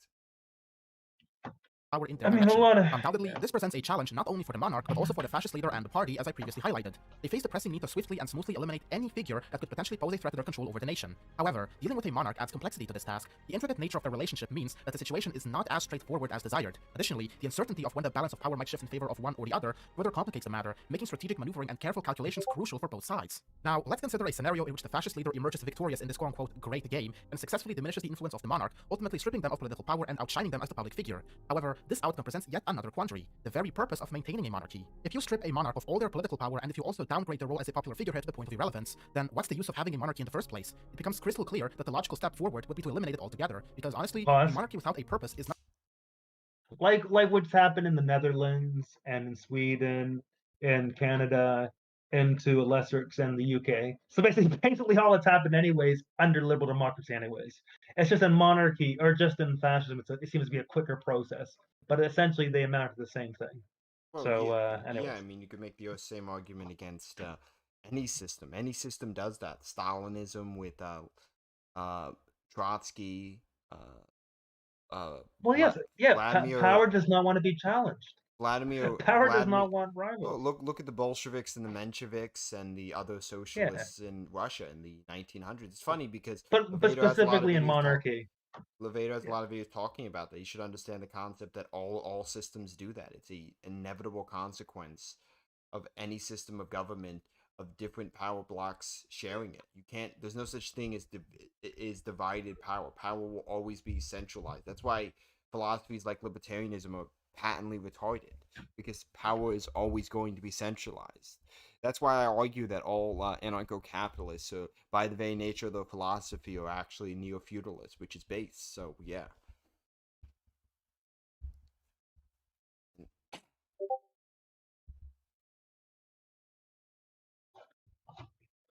nothing but a fancy residence where they idly pass the hours without contributing anything meaningful to society. King Michael I of Romania found himself in this exact situation with Ion Antonescu and the Iron Guard. Antonescu had full control of every political aspect of Romania, while Michael was supposed to be a sort of Yeah, no, monarch, pause. Antonescu wasn't. Ian Antonescu slaughtered the Iron Guard. He Well, slaughtered. When Ian Antonescu rose to power, yeah, he did like kind of tout some Iron Guard stuff. He kind of allied with them, but then the Iron Guard rebelled against him, and like he wiped them out essentially. So like, and again, I don't like the situation in Romania is complex, and I've heard it from a priest that if you venerate Codreanu, you shouldn't besmirch Ion Antonescu. So in fidelity to what that priest was teaching, he was a Romanian. I'm not gonna besmirch Antonescu. But to say that, like, no, like, you can't like Codreanu was long dead, so you can't really hold him up as this kind of he was figure. murdered by his father, and that's why the Romanian people were pissed because he was actually popular. He was a very well liked person. Right. He was also the king. He also made every political radical in the modern sense look like a pussy because the amount of times he got away with literal murder is astonishing. Just straight up treason, murder. The virtue of Codreanu, in a way, and I don't like to put it this way because it's a very like cynical kind of thing to say, right? But again, we're dealing with reality, right? Codreanu was martyred before he could ever take power, and because of that, there's endless speculation to what his kind of leadership would have been like. So after his death, yes, the Iron Guard did like commit a pogrom. They did some things that are that people look down upon today. But then me as a Codreanu, but me as a Codreanu like appreciator, I could say, well, hey, those actions were taken while he was dead, so he bears no responsibility on that. You get to kind of you can have your cake and eat it too with Codreanu because he died before anything bad happened, kind of that way. But no, I'm no, sure but you can't then like. I thought he did shoot the prime minister before he died. Was that after? I don't think he shot the prime minister. No, he shot. He shot at least. He shot. He shot. I forget the details, but it was like he shot a cop. They got away. They got acquitted. But but that cop was literally like torturing his people, Well, right? yeah, And like he took them to court, and there was like some because Romania was corrupt at the time, right? And then no one besmirched Quadriano because that was seen as an act of justice. That wasn't an act of like murder, like oh I'm just gonna kill this guy who's my enemy. It was like no, this guy was literally like demonic in what he was doing, and then him being killed was seen as justice by everyone well, involved. no, So some of the things Quadrado did were just straight up were illegal, were insanely illegal. And he admits that they were illegal and that, like when they were planning on assassinating the prime minister, they admitted he got away with that one too. Uh, he really was big into just, he's like, no well, I one's mean, getting. he didn't get away with it because he was killed.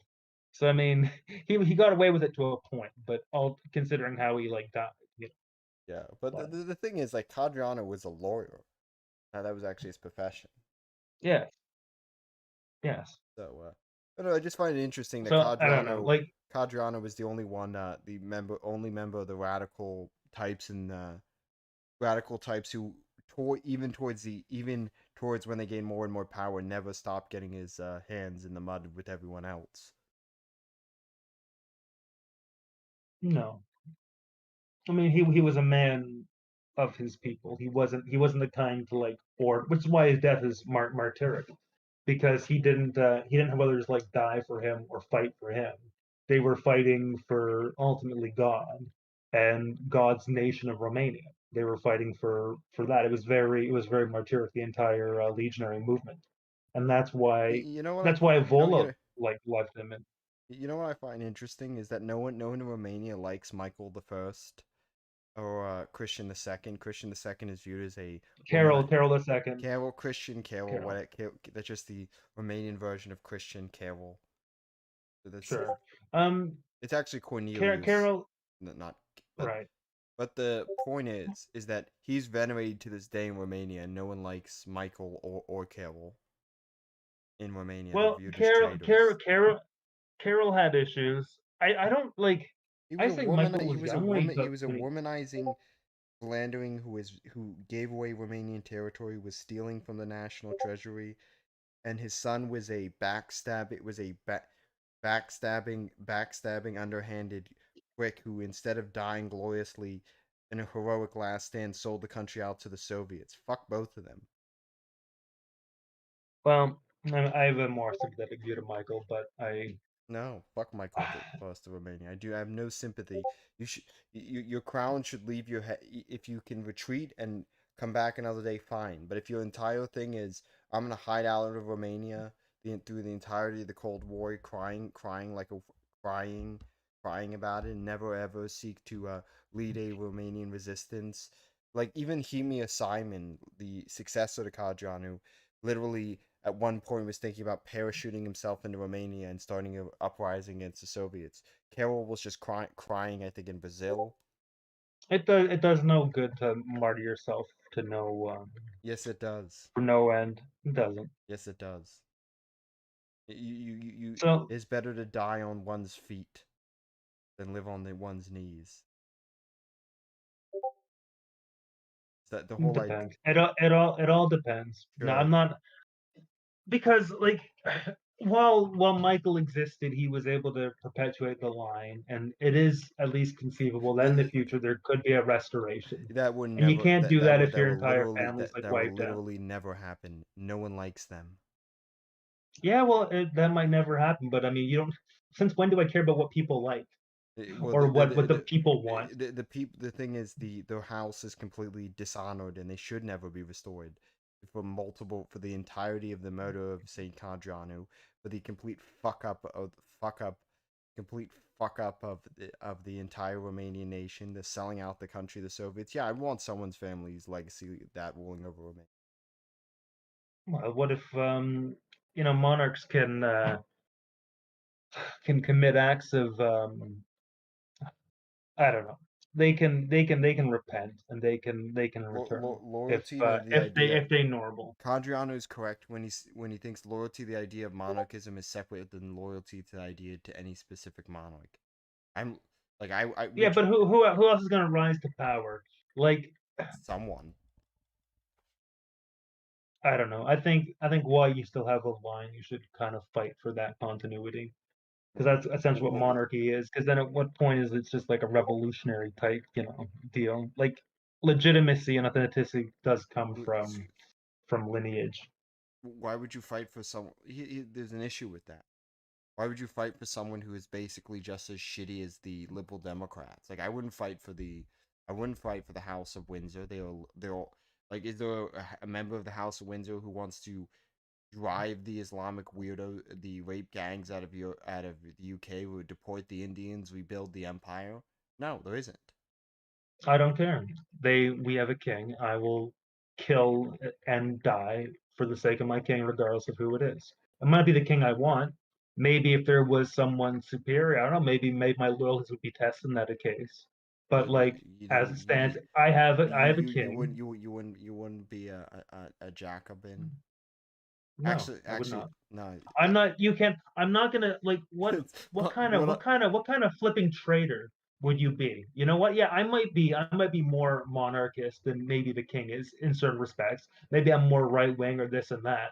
But then what's it say if I betray that loyalty by supporting some dictator or some pretender to the You throne? realize I'm no better than a you realize liberal at that point. Jacobinism is not just like Jacobites are not Jacobites. The Jacobites are monarchists. They just want the house of yeah, I forget that house's name. But then again, the current claimant to The the Stuarts? no, the Stuarts are the current house. No, No, that's the Windsors no, whatever. The or Stuarts, the yeah. the Yeah. Stuart. But to be fair, the current head of the House of Stuart is a no wait, I think he's a homo. No, he's not a homo. I mean, look, all things degenerate, even royal lines, and you have to fight really Well, darn hard over centuries. the issue with the whole idea of supporting one royal line over any other royal line is look at where that gets in France. French monarchism is completely and utterly incoherent. There's people who support the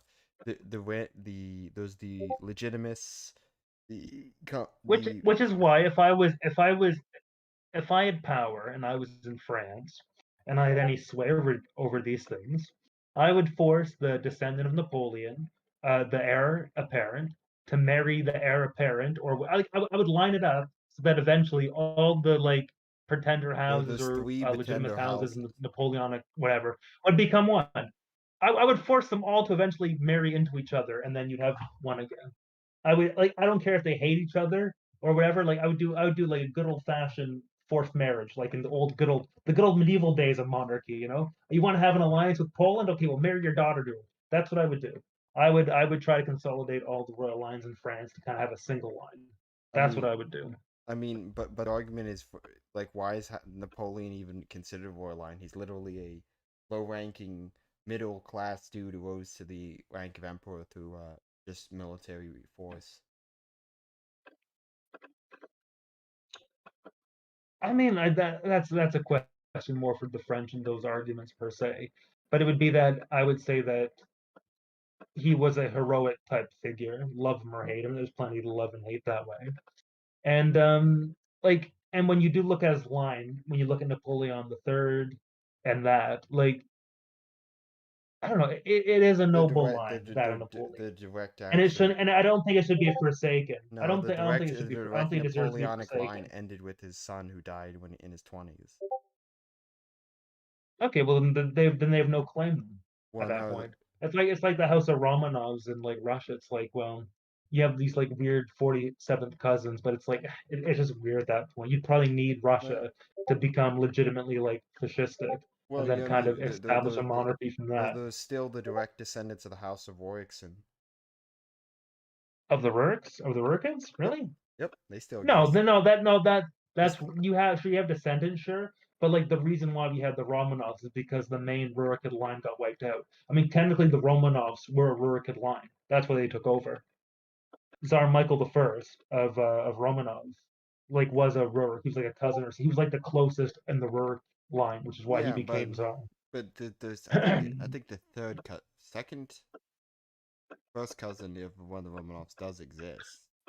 He's I currently. mean, like, yeah, like, Yeah, he lives in California. well, it won't hold that against him. But I would say that like Yeah, the Romanov closest to the line is far closer to legitimacy than like the closest Rurikid, because the Romanovs themselves are closer to the like original Rurikid line. but the current head of the guy who would be technically the head of the House of Romanov is a liberal democratic state senator. Like every other king and monarch currently in the world, except in the Middle East or in Asia. So again, like, what can you do, right? This is the world we live in. We live in the world of degeneracy. We're going through the Kali Yuga. We're going through all this kind of stuff right Stop now. saying with the Kali Yuga. I do not recognize you. You're Hindu. Hey, hey, I live in practically a colony of Hindustan, so might as well borrow their terminology. Fucking Yeah, you can press play. Suddenly, Michael was able to launch a coup and successfully depose Ion Antonescu and the Iron Guard in 1944, despite his status in political affairs. If we can learn anything from King Michael's coup, is that even if the fascists win this great game against the monarch, still choosing to keep them around comes with the danger of them suddenly overthrowing the fascist government when the time is right with their remaining political ties. Just because you have won the game doesn't mean you will win the war. No matter how you see it, a monarchy will always be a roadblock and obstacle for the fascist party from fully consolidating their power and also still posing a serious political threat, even if their role as a figurehead is dwindling. If you ask me, for a fascist, there is virtually no good reason to want to keep the monarchy in the long run, as it can only pose a danger.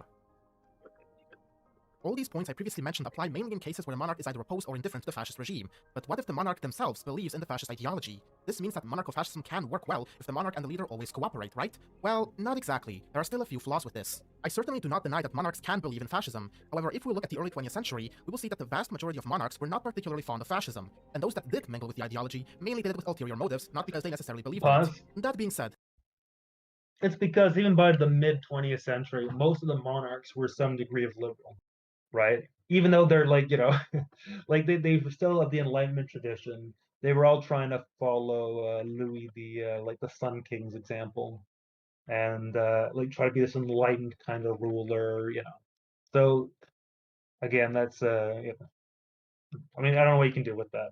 It's like that's not inherently monarchist, and liberal and enlightenment values aren't inherently monarchical values. It's just the same kind of mind virus that infected the liberal West is what infected those who ruled over them as well. That's why you have to always steel yourself and guard yourself from these things. That's why that's why there's yeah. I mean, yeah, you could say that about any system, and that's why we need to kidnap the heir apparent to the House of Windsor, not the older one. Who's the one who's like 12? Kidnap a 12-year-old, and he will be isolated in the middle of the woods of Royal Pennsylvania, and the only thing he has access to is the entire collective works of Julius Evola. Nope, not that. The entire collective works of reactionary thinkers, and then we will build up a massive volunteer force and overthrow 2 generations and install him as the new emperor of the revived British Empire. This is a 100% flawless idea.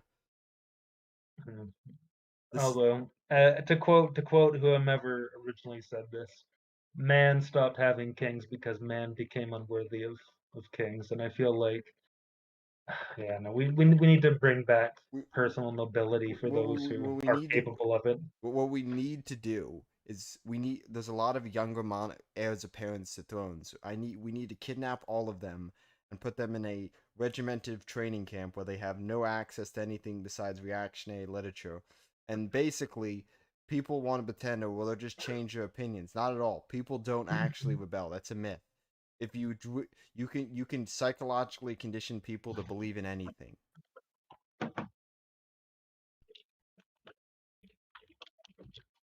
You can press play. Oh. Trying to find a member of the royal family, especially the current monarch or successor to the throne who have fascist sympathies, is definitely not going to be an easy task, probably even an impossible one, because the chances of that even happening are extremely small. But let's say for the sake of argument that the monarch is also a fascist and agrees to collaborate with the leader. However, what if the king does not follow the fascist ideology of the leader? What if the leader believes in, let's say, legionarism, while the monarch believes in phalangism? They are definitely going to come to several disagreements on how the country should be run, and even if they do believe in the same fascist ideology, the possibility of disagreement on a certain issue is still very much possible. But again... Okay, correct my ignorance. Is this meant to be Greece when... Oh, no, this is, I guess, Romania.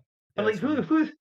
Why are we Sig Heiling though the Patriarch of Romania or the Bishop of Romania though? Why Like, not? I don't know. I know better. I don't know this image. Like, it's just very funny. I think this is It's Romania. like Yeah, I think this is Romania. That definitely looks like the you should. patriarch.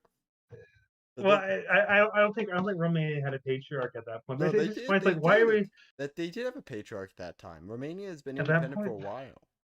No, but they didn't have a patriarch for a long time. It was like an archbishop or something. Like the patriarchate is somewhat like modernist or not modern, but No, you know what I mean. Poland Like has had a patriarch for a while now. Like Poland's like independent. 20s. I Okay, think. you know, look, I don't know why the U.S. isn't and U.S. isn't independent, North America isn't, but for some reason the same two patriarchs will give it to like Ukraine. I'm like, fuck you, fuck off, Greece and Poland. Well, that was illegitimate, but I just want to say why we Sig Heil in the Bishop of Romania. That's Or whatever. why I just it does he does kind of look odd. He's like, what? I don't know. What would you do? Would you like have your hands behind your back, your head bowed or something? I don't know. I've never met a patriarch. I've met like an archbishop once. I mean, so it looks like it's Patriarch Mellitus, he was bad. He wasn't good. Is that Mellitus? It looks at. This is weird. I don't know why we're Sig Heiling Patriarch Mellitus. He was not very good. He was a Freemason and everything, but I don't know why. Everyone was a Freemason in the 19th century. Yeah, that doesn't make it right. But I just don't know why we're Sig Heiling Patriarch Mellitus. That's very funny to me. Anyways, you can continue. Well, why not Sig Heiling Patriarch Mellitus? I mean, he's not a political Let's say, leader. for the sake of argument, that the monarch has the very same views and vision as the leader. This once more leads to another present issue, the succession and the monarch's kids. As we know, the succession of a monarchy is hereditary. The monarch's eldest son or daughter will be designated as the heir and rule over the nation after the death of their parents. And the issue with this is, how do we know that the heir will also fervently believe in fascism? You could educate them in the fascist way, that still does not guarantee. Who says? But yeah, but the fascist leader isn't also eternal as well. So the fascist leader is going to die too. So it's like, okay, let's say you wipe out the royal family because you're big Mr. Fascist. How are you going to make sure? Like, how are you going to have a succession? Too, right? You need something to fall back upon. So you can't. And usually, it's monarchy is the best system to kind of have that continuity of government type. I mean, it didn't work too well for the Spanish fascists. Kind of turned into a no, it liberal didn't. democracy. No, and that's true. But I mean, like, no, I mean, but that still was like the intention. That's because the Spanish monarch was like raised in France, wasn't he? Under all that kind of stuff. Yeah, he was a bit like. Yeah, he was kind of yeah. The Spanish monarchs, yeah, they were kind of lame. It's like, why would you think to raise your heir apparent in like the heart of like democratic socialism that is France? Yeah, you should have had like a little like a Franco costume. You should have palled around with Franco and had a cape. His ridiculous fur trim cape. Like, I just love how Franco's wearing like a fur trim cape in the middle of the Mediterranean. I was like, how are you not sweating constantly? That get up. Yeah. I mean, to be fair, like, so you're saying like if you raise the monarch as fascist, he's gonna be extremely well dressed? That they will genuinely believe in fascism from the heart when they are older. So, when the monarch dies and the heir takes over, if the heir is not as fond of fascism, indifferent or opposed, then we are already back. And again, what is fascism in this definition? It's like, oh, if he doesn't have fascism in his heart, but what is fascism in the heart? Like, I don't like. It's like, a great sense of fashion. Fashion. But it's just, yeah, again, like I could argue that if you're well dressed, you know, communists argue that being well dressed, well groomed, in good shape, caring about your appearance, having a clean room is all fascism. This is literally no different than fascism. This is the monarchist equivalent of fascism.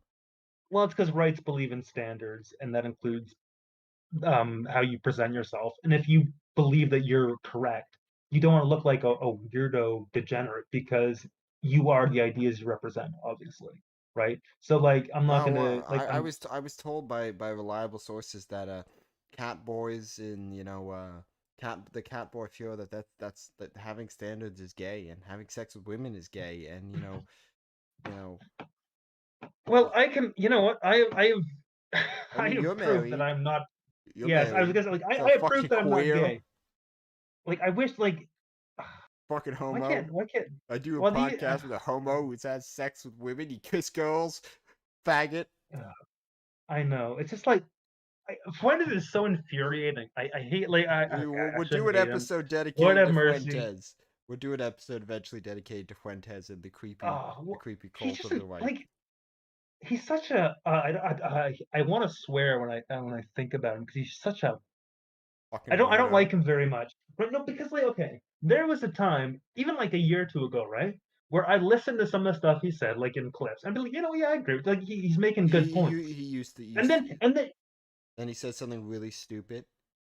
yeah, he attacked like some guy for like having a daughter, and Yeah, it's he's like, gay. and I'm not. That's what a homosexual Oh, does. you gonna you. That's a gay Which is guy the thing. most, which is the gayest thing you can stink and say, because it's like, like who wants to have only sons? Gay Gay man. couples, yeah, Gay. that's what gay, Fags. yeah. Fags. That's Oh, the answer to man, your it's like question. He's gay. I'd have more respect for him if he just said, "Oh yeah, no, like I'm basically like Milo Yiannopoulos too, where I'm a gay Well, with like no real moral standards, well, but no. I See, like fashion aesthetics or Milo something." is better at political maneuvering than he is. Which No. is stinking saying a lot considering what like a degenerate like liability Milo Well, is. I mean, Milo's a snake. No one pretends he's anything else. Which, I tried reaching out to Milo to get him on this podcast just to tell him, like you know, like I hypocrite. Just it's an aside, yeah, but kind of relevant. Like I like a lot of. I was I was listening to a lot of I hypocrite during like the Christmas break. I do enjoy his material, right? And he was a big Fuentes supporter, right? And then Nick went against the whole wife jack thing, which I thought was like a stupid. I didn't care, right? Just like a meme, whatever. But they were like making rape pornography and do just the worst. Like nigga, you're supposed to be a Christian, right? yeah. And like Well, I ain't no fan of Catholics, but but like, meet every so-called trad cat, the old secret degenerate homosexual man. but the thing is, like, I don't. It's like I don't. Okay, even if you're a flipping thinking degenerate, okay, hide it. Like you know that if you're a Catholic, you shouldn't be Well, supporting like. well, look, there's two I episodes that I don't have copies of, which are with one of my friends by the name of Basil, who's one of the few people on the far right who actually has my real phone number, who we gossip about everyone on the far right about, and then Basil's like, yeah, I'm a degenerate, so that's the difference. He's like, yeah, I'm an open degenerate, and the reason I support the right is because I generally don't want society to collapse, because then you can't do degenerate things. No fun like to be had in collapse society. like I can understand, right? Someone who suffers from certain predilections, right? And then they're like, well, you know what? I acknowledge that I'm a piece of trash. I don't want society to be like me. Therefore, I will join a group that will like persecute me and probably kill me. Like I just that's almost like martyr. That's almost like you're making a sacrifice for the country. I kind of get that. Go full Mishima. Be a gay homosexual Japanese ultranationalist. Was he gay though? I don't think he was actually gay. He was. Confession of the Uh, Mask. He admits to being fat. Blaming homo. Yeah, I mean, at least he had the dignity to kill himself. Yeah. So, Well, no, anyways, but yeah. in it. Back to square one. Just because dear old daddy was a fascist fanatic, it does not guarantee that his kid will follow in his footsteps as well, and now the fascist leader has to deal with the new monarch. In the end, I would not say that monarchism and fascism make for compatible roommates. Even if it appears so on the surface, it can only work if the monarch also believes in fascism and is just as big of a fanatic as the leader, which is again extremely rare, perhaps even impossible. This entire partnership depends on the monarch, and while I do not deny that in the short run it may work out, No, in the long run, pause. this Pause. It also depends on like what if the fascist leader dies first and has his hand-picked successor? What if his successor isn't 100% as fascist as the fascist leader before him? You mean Like things change. you mean like in Spain, where the king immediately created a liberal democracy after Franco gave him power? No, I'm saying like a hypothetical situation where say like there was a king and no, like let's say the oh I don't know. It's like it's not going to stay constant. And you're okay now. You sound good now. You're okay now. You sound good now. Just seems like there's a hiccup. There's a thunderstorm going on. Weird. We keep having thunderstorms. I will undoubtedly fall apart sooner or later. Which is why I believe fascism is in its purest form when their ideology revolves around republicanism, because keeping the royal family around in any case will lead to drawbacks that far outweigh the benefits. If there is no royal family in the first place, all those issues I previously mentioned would not exist at all, and the transition towards fascism and solidifying their rule will be much more simple and smooth for fascists. The simple truth is, no matter how one tries to get around these issues, monarchism and fascism just aren't fully compatible systems that can coexist in peace and harmony for 1,000 years, because in the end, there will only be two aftermaths. Either the fascists completely take over and oust the royals, or the royals manage to take back their country from the fascists. There cannot be a middle option in the long run. Okay, so I've got two questions. Who's to say a fascist republic, is going to stay fascism, right? Because there is a tendency for things to liberalize over time, right? As we see, like there's no guarantee. Like it just like what are you trying to accomplish in fascism? Like what's the point, right? I guess what's the telos of it? The telos of fascism is to be well dressed. I know I keep making that joke, but I don't I know. generally think like- that's what people are generally thinking. The 'Cause- point of fascism is now apparently just to be extremely well dressed at all times. Because if you have a fascist republic, right, then eventually the law is going to supersede whoever's like the leader of your fascist republic. Republicanism in general. The basis of that's just republicanism in general is an exclusive ideology. It's always been an exclusivist ideology. It's always been an aristocratic ideology. Republicanism is not Yeah. universal. It's not a universalist ideology. There's certain people who always in purely Republican systems of government. There's certain people who can't vote, who can't hold certain offices. It's not a very, liberal democracy and parliamentarianism are much more likely to be enemies of monarchism. Also, I just think Levator is very intellectually dishonest when he says, and really has this weird thing I think every monarchist suffers from. It's like, we're not fascists. Like, of course we're not fascists. That's little. Who are you trying to convince of that? Yourself?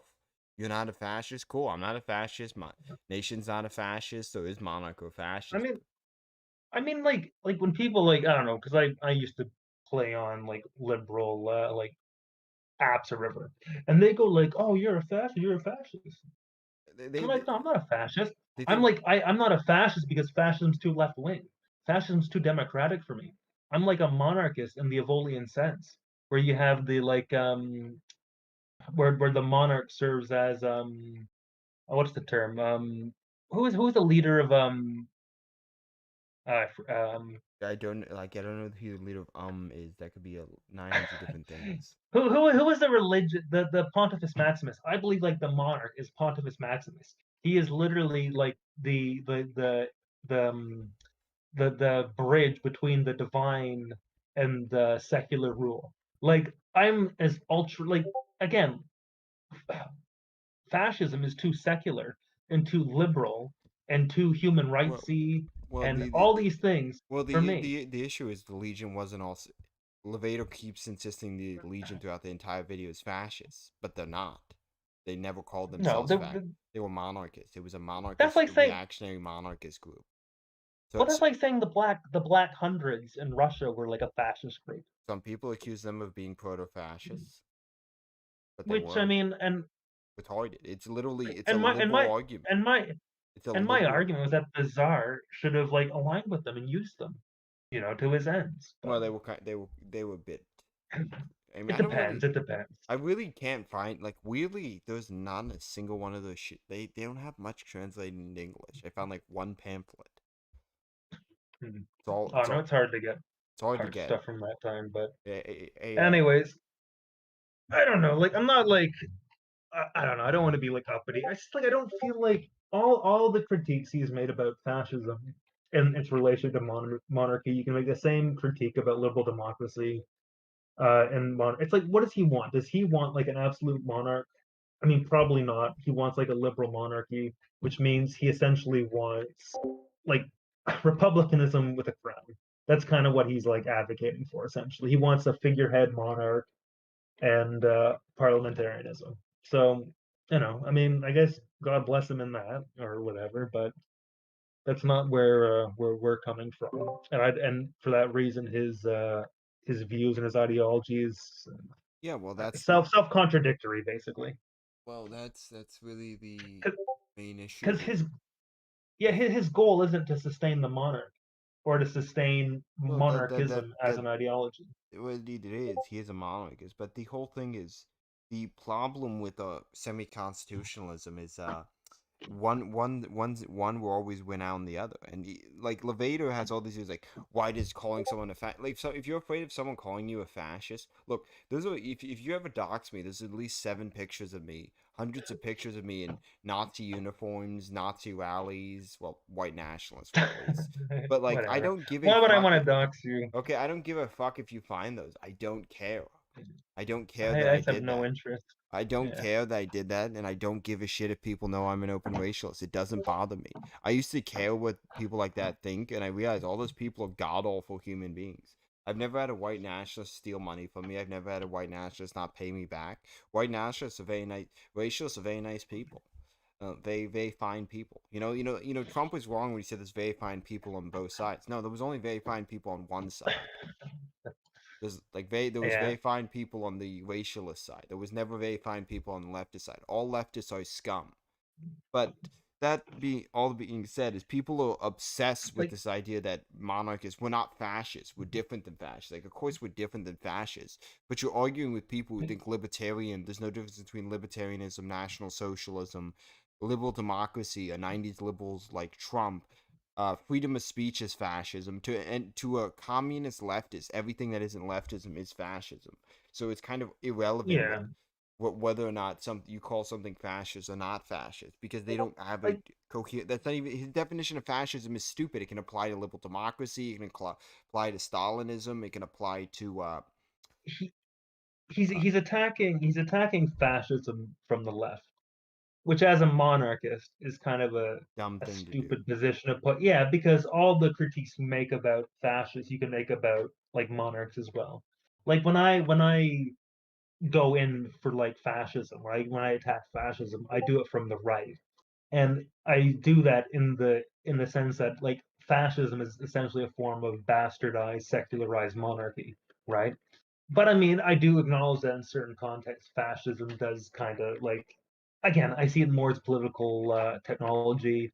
It's something to use. It's like, in case of fire, break glass. Sort of in case of like systemic disaster, break, get a bit of fascism here. But it's not coherent What do you in and of think? itself. What do you think the German right was using Hitler as? You think we were going to keep that guy around? No. Everyone who tried to kill him No, was a monarchist. It's like the people who tried to kill him. There was a few liberal and communists, but the people who got the closest were all monarchists. We're like, if the war would have ended, Hitler would have been, well, he would have been harder, but he would have most likely met his end by a car bomb of some monarchists. So, probably not though. Actually, I highly doubt I that. don't know. Again, speculating one way or the other It's isn't like, pointless. and like and they wanted to kill Hitler not because they wanted to reestablish, even if they were monarchists, that wasn't really their goal for trying to assassinate him. It was because they wanted to like they were like, okay, well, you know what? You're We can't incompetent. negotiate with the Western powers or the Soviet Union while Hitler's alive. So if we kill off Hitler, then maybe we can kind of pull Yeah, back from this war that's gonna like yeah, destroy the yeah. nation. You won't get to negotiate with the Judaic Bolshevik allies. They had no desire to negotiate. Never. I Hitler. mean, a lot of the generals did, but at that point, because the writing was on the wall, they knew it was unsustainable. But Yeah, not with that attitude. It's not. Even in 1933, well, I would have been like, in 1933, I would have been like, we can still win this. well. I'm look. Anyways, Hitler is like I'm like Hitler. I'm an eternal something. You need to be an eternal optimist. be a positive, Polly. Yeah, Hitler even towards the end is like, he's probably saying in the box like, "Can we still win this?" Yes. Hitler should have walked out. He should Yeah. not shot himself and should have walked out with a rifle. I'm like, oh, we got this. Mm. We got this. That was the issue. He would have walked out with a rifle. Men would have rallied behind him, and somehow, miraculously, he would have pushed the Allies all the way back to Normandy, out in the beaches of Normandy. Yeah. I don't know. It's all like whatever. What can you But the do? point I is, don't like, know. people Like label I people see. shut. Yeah. I'm not. I'm talking. You. But the point I'm making is like Elevator's just intellectually dishonest on multiple levels in that entire video. The entire video is just, well, this is what fascism is. No, it's not. No fascist would accept that definition even remotely. Like this obsession with like people like on the right to go, this is what fascism is. Hitler was a pagan. Hitler had one testicle. The Nazis were actually occultists. The fascists were secretly Freemasons or something. It's like no, no, no, none of that's true. No, none It's of like it's even if it was, I wouldn't care. I yeah. mean, I would care, but like, look, when you saw what the stinking Soviet Union was doing and what they were like no, it's almost like any We evil we was read justified in watch fighting a that. documentary called Weimar Before the Fall. There was child Yeah, prostitutes yeah, on yeah, every like street. yeah, like There was e- like e- where do you think shit play comes from? That comes from Weimar Germany. Every nasty thing you can think of in the modern world comes from the Weimar Republic. Berlin was the it's like capital of heathenism in the yeah, 20th century. It was basically the Las Vegas before Las Vegas. Well, Las Vegas still existed, but it was the Las Vegas before sure. Las Vegas.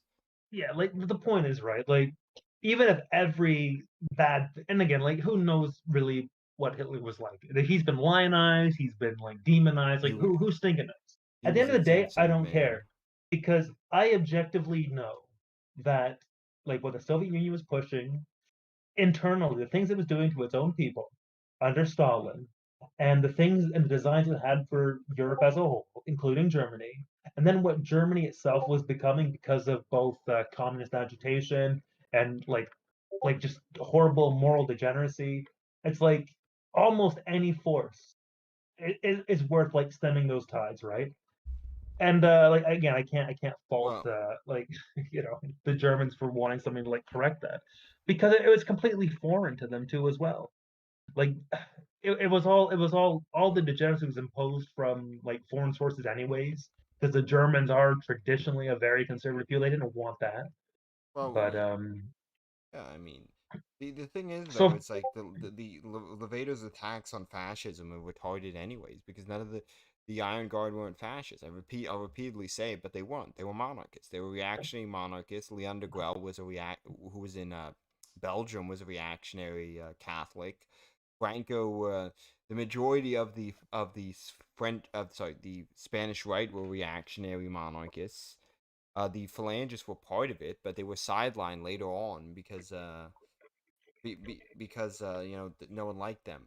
They just took the uniform and yeah, but they the issue really is that he's like legionarism. It's like I don't think you even know what the fuck legionarism is, Levator. I generally don't think you have a single understanding of what Cadriano believes. Or I don't even think you've read For My Legionnaires a single page of it, because Cadriano even doesn't he ever get into fascism or calling himself that. He specifically outlines actually in the beginning of it's not even that far into the book. I think it's only like 30 or 40 pages in where he outlines what he actually believes in. yeah, so I don't know, like yeah, I It's don't know. He cripples himself with what he's trying to do. I well, think I he's mean, trying to libertarians crippled do the same thing. It's like they'll make a lot of good points about government overreach, and then the solution is to set the house on fire. yeah, yeah. So I mean, that's It's usually how it is. it's. These ideas are contradictory, so I mean, it's not he's not the first, but like Levator's issue, even though he's the most prominent monarchist on YouTube, uh, was second actually. Second, that would be the universe. Boone is actually guys, but it's not point. I don't really care about subscribers. I don't care about being popular. That's why I believe in what I believe in. Because I know my ideas aren't popular, but I've never stalked popularity. right. I mean, yeah, it's for truth, not for popularity. Even though I Like wouldn't mind a bit more, but if I wanted to be popular, I just adopt the manosphere grift, which is the easiest thing in the world. You know, white women are trash. I was like, do you know you're a bunch of degenerate, porn sick freaks? yeah, Yeah, yeah, it's annoying. yes, yes, people. I generally am surrounded on all sides on the right by idiots. Uh, Sadly, that's the truth. I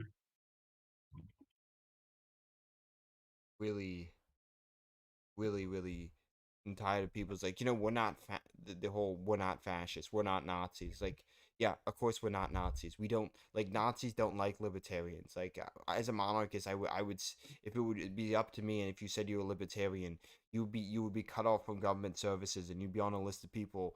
The every single law enforcement agency would not help. You wouldn't have to pay taxes, but you also couldn't leave your house because you're a libertarian weirdo.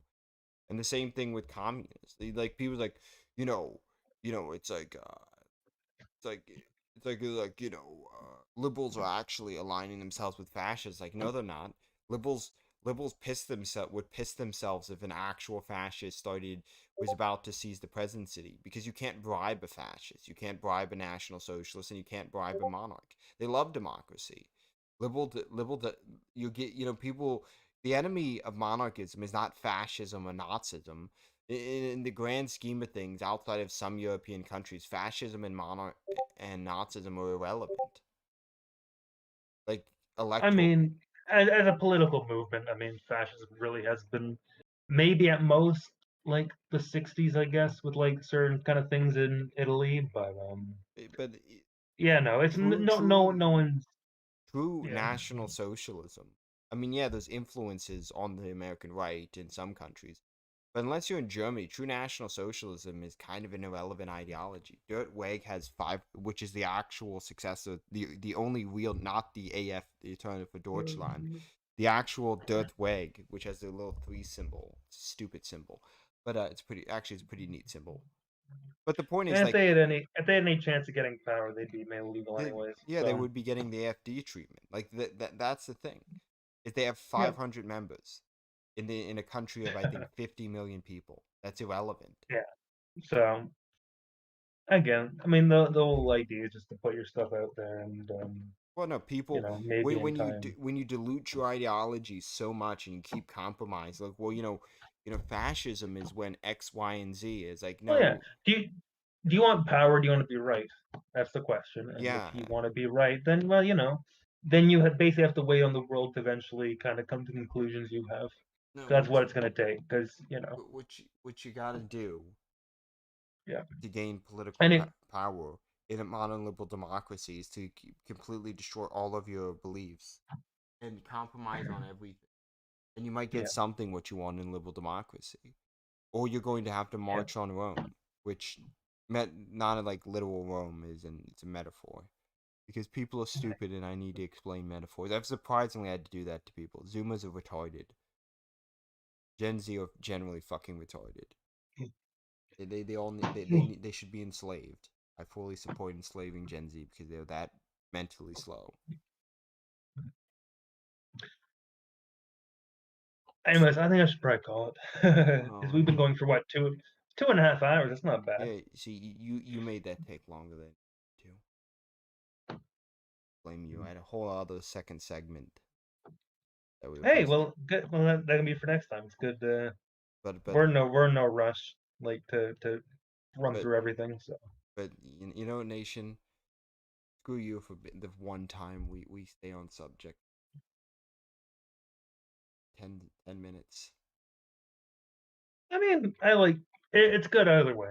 I mean, if the topic conversation is interesting, I kind of don't care if it diverges elsewhere, as long as it all kind of Well, is I'll interesting. see everyone next Saturday. Yeah. When Toodaloo. wait, today's Sunday. Whatever. We'll work it out. Something will be worked out.